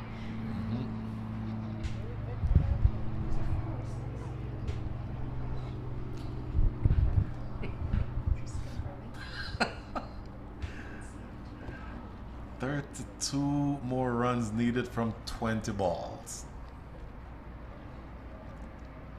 There is a lot of confidence at the moment out in the middle between these two batters, primarily because of the way Nitish has come out and has been able to take the attack back to the bowlers.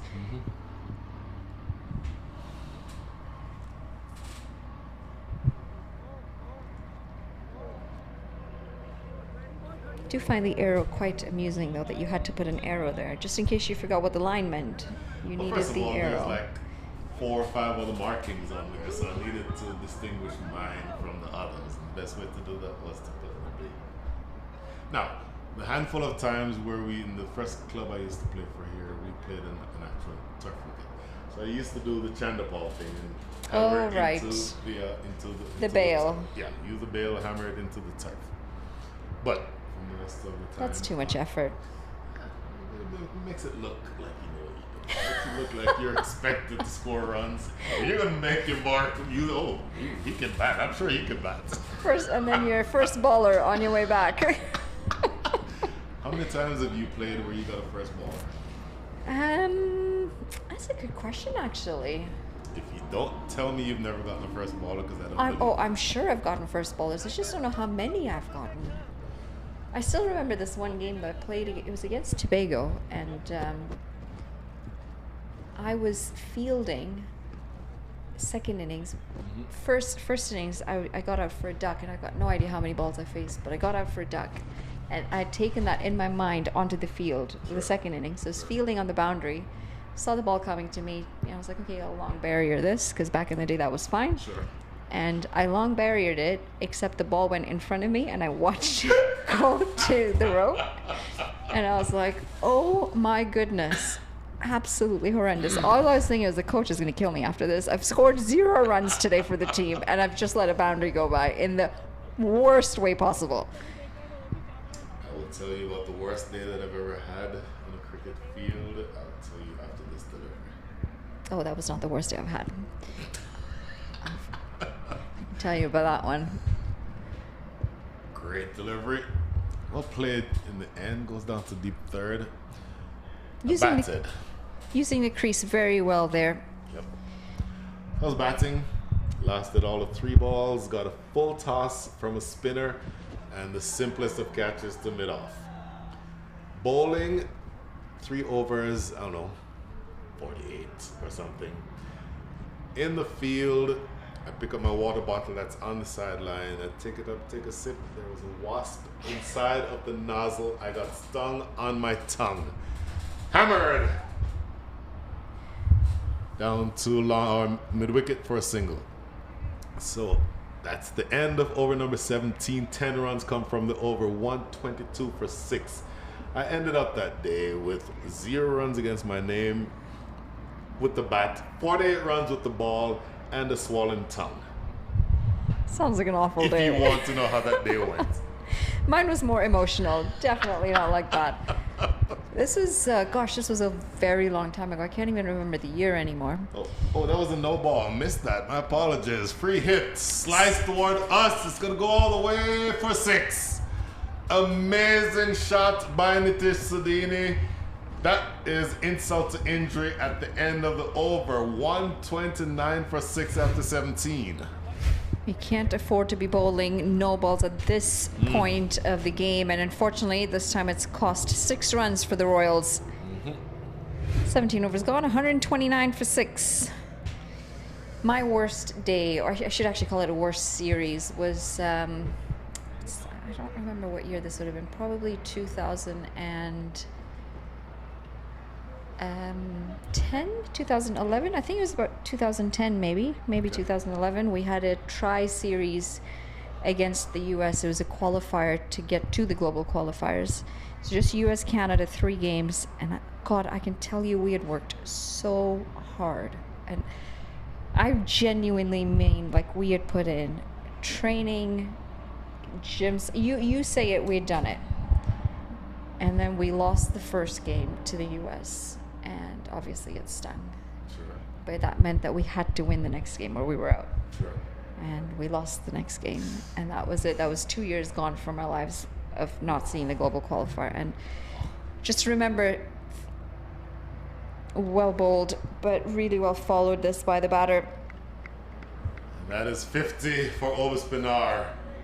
Excellent batting. Batted with a level head. That single down the leg side brings his team to within 22 of victory with 17 balls to go. Please finish your thoughts. Oh, this is an exceptional half century before I get to my story, Yes, but a very well-paced half century at a very important time for his side, for Obaspinar.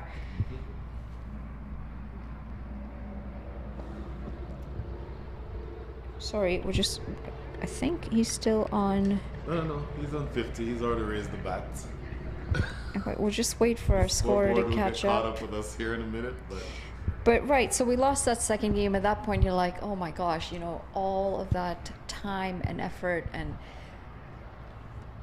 I walked off the field. My parents were there to watch that game because it was in Canada, and I just bawled.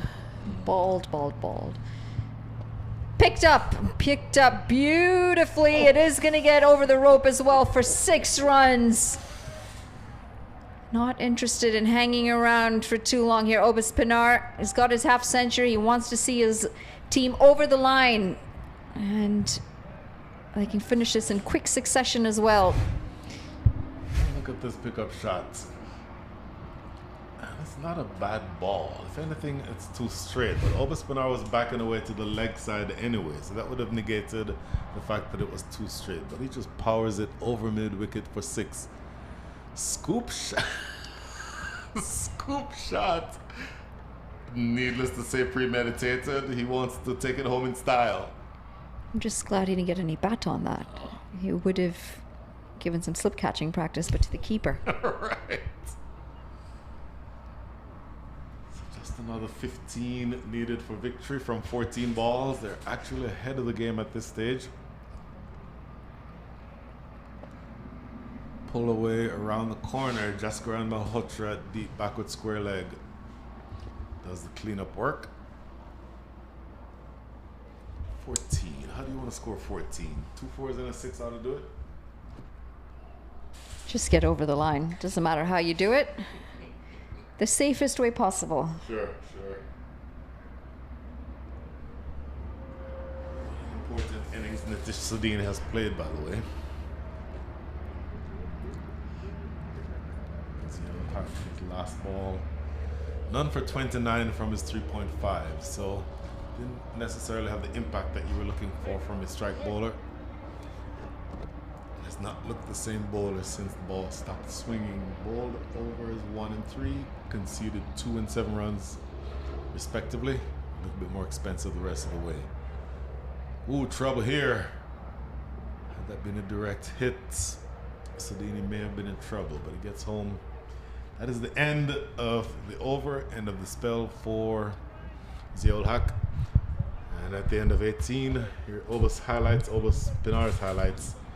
Just really solid looking, and then the way he accelerated toward the back end of the innings, I think was the thing to witness. It has been an exceptional half century, a quick fire half century as well. And I'm sure well appreciated by his side as well. I just want to see if we can pull up that highlights reel again for Obus Pinar. The thing that I really want to highlight is his footwork.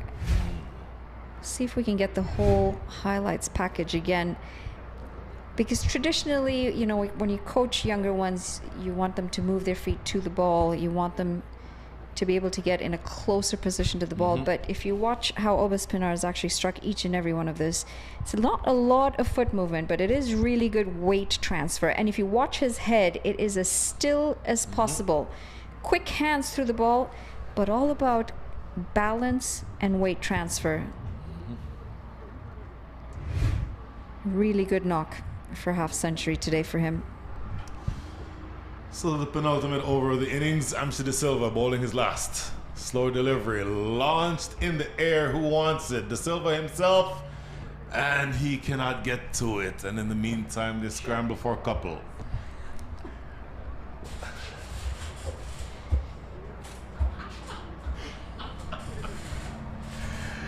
So just 11 runs separating you from victory here. See how long that ball stays in the air, and Amshi De Silva did his best to try to get there, but he would have had in the corner of his eye the image of that fielder coming off of the ropes. That would have distracted him a little bit. End of the day, you still need another 11 to go for victory. Smashed, and smashed hard, and smashed for 4. Not the best of deliveries from Amshi De Silva this time, and this is placed and timed beautifully. Again, just the bat speed that Nitish Sudani is able to generate. Every single shot that he has played, that bat speed has been incredible to watch. Gives the fielders no chance whatsoever in the deep. Well, just 6 make that 7 runs required for victory now.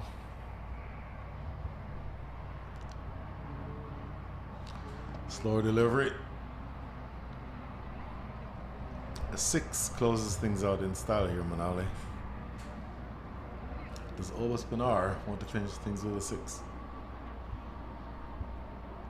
There, for the first time, the worm is now above the worm of the red. It's partly because they've held on to their wickets as well. Started a little bit slower than the Royals did, but they've made up for it. Don't think it's going to be a 6 to finish. It could still be a 6, but certainly wasn't on that occasion. Such an important innings played by Obus Pinar, though. 57 from 40. And ably assisted Nitish Sodini. Believe it or not, this partnership is the second highest partnership of the innings, short just by 1 for the partnership for the 4th wicket. So this pair really having a huge say in what happens in this game. That now equals the highest partnership in the innings, and they're still going with just another 4 balls remaining, make that 4 runs remaining, and 7 balls. Feels like it's all academic at this point, doesn't it?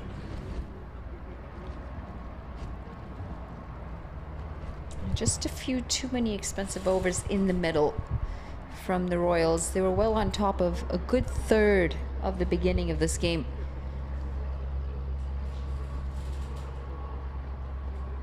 Pulled away. Set up nicely for him as well, but there is protection in the deep. Looks like they're going to get over the line in singles. Well, 10 runs come from over number 19. The small matter of 3 runs required for victory going into the last over. And the Atlanta Fire, one would think, on the cusp of victory by the margin of, let's call it, 4 wickets.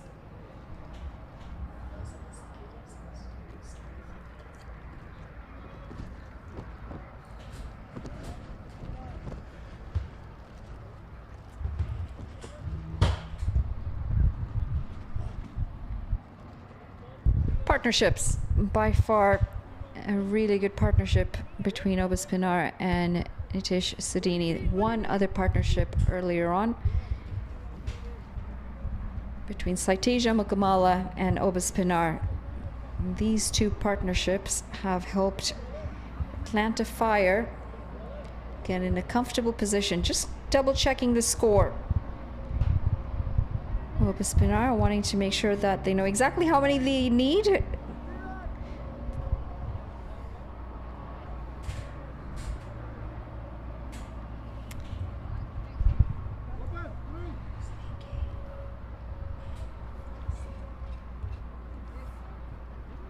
Atharva Kaushal.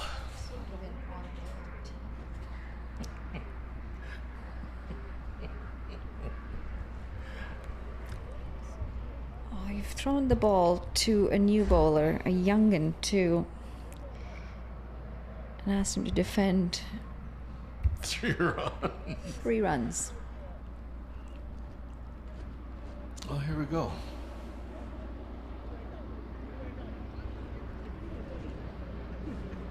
And defend 3 runs against a man who has 58 against his name. Looking to come back for 2. No, we will see them just settle for the 1 run. 2 runs to win. Yeah, and that, by the way, that single bringing up the 150. And 1 single away from a 50-run partnership. So just a really brilliant effort with the bats unbroken as of now for the 7th wicket between Sedini and Obaspinar. In the air, that is your 50-run partnership, and that levels the scores. In fact, they come back for the 2nd run, and that, ladies and gentlemen, is the end of the game. A pretty clinical performance in the end. And there were some wobbles there for the Atlanta Fire, but they do get home by the margin of 4 wickets. Clinical performance. Started slow, lost a few early wickets, Atlanta Fire, but they have come back and finished this game in style. That man on screen, Obaspinar, half century to him, anchored this innings and played a vital role in Atlanta Fire picking up their first win at the Houston Open 2026. And players, handshakes all around as we take a quick look at the batting card of how we got here. 59 off 42, pick of the batters, Obaspinar, 2 4s, 4 6s, and a handy 27 from Saiteja Mukamala and Nitish Sedini at the end. 34 off 16, not out, was probably the most important batter in this lineup after Obaspinar. Came in at a tricky time when his side needed runs and his side needed stability, and he helped offer not just to his side that stability but also some confidence to Obaspinar. 152 for 6, Atlanta Fire. The bowling, on the other hand, started well but struggled to the end. Well, for me, the best of the bowlers may have been Neil Narvekar. 2 overs, 2 for 12. Didn't have enough support. And you have Ziaul Haq, who bowled well initially, moving the ball away from Stephen Taylor. But just no wickets, nothing in that wicket column, and going for 7.5 and over. A little bit more expensive than he would have wanted to be. Aryan Batcher will have better days with the ball than the 1 over that he bowled that went for 23 runs. Look at these highlights. Stephen Taylor, flattered to deceive. This is a shot that he probably should not have played. And then a good sharp catch taken at backward point by Keshav Raval. And look at this catch here. Jaskaran Malhotra getting those hands just underneath. But Obaspinar coming to the party. Very, very strong, hitting the ball cleanly. Simon Kamala was there to assist him as well. And this, for me, is the shot of the day, that one that went over extra cover. Some debate here as to whether or not this should have been a no ball. I think the umpire probably got it right. Zishan Maksud stuck around for a while until he was out caught. But then Obaspinar pairing up with Nitish Sadini to take things home. Paul Palmer is the one who played a couple of good shots but then got cleaned up there. And after Paul Palmer, you saw that lovely shot down the ground by Nitish Sadini and then did what he needed to do to stay with Obaspinar and combating the rest of the way. Didn't think that the bowlers toward the end had as much impact on the close of the innings as they would have wanted to. And it results in a pretty straightforward victory. 4 balls to spare and a victory by the margin of 4 wickets. Obaspinar, Shiley Van Skalkvik, I think was very good when he bowled, was not needed with the bat. And overall, a very clinical performance. Our next match, the third of the day, as you have a marathon spell here between Manali Patel and Brian Walters. The third match will be coming up, the Columbus Falcons and the Bay Blazers. Official time to start, I believe, should have been 3:30. So let's say it will be sometime within the next 15 or so minutes as we can see the captains in the middle for the toss for that game coming up. So stick around, we'll be back for that match. Signing off for the moment from field number 5 at Prairie View.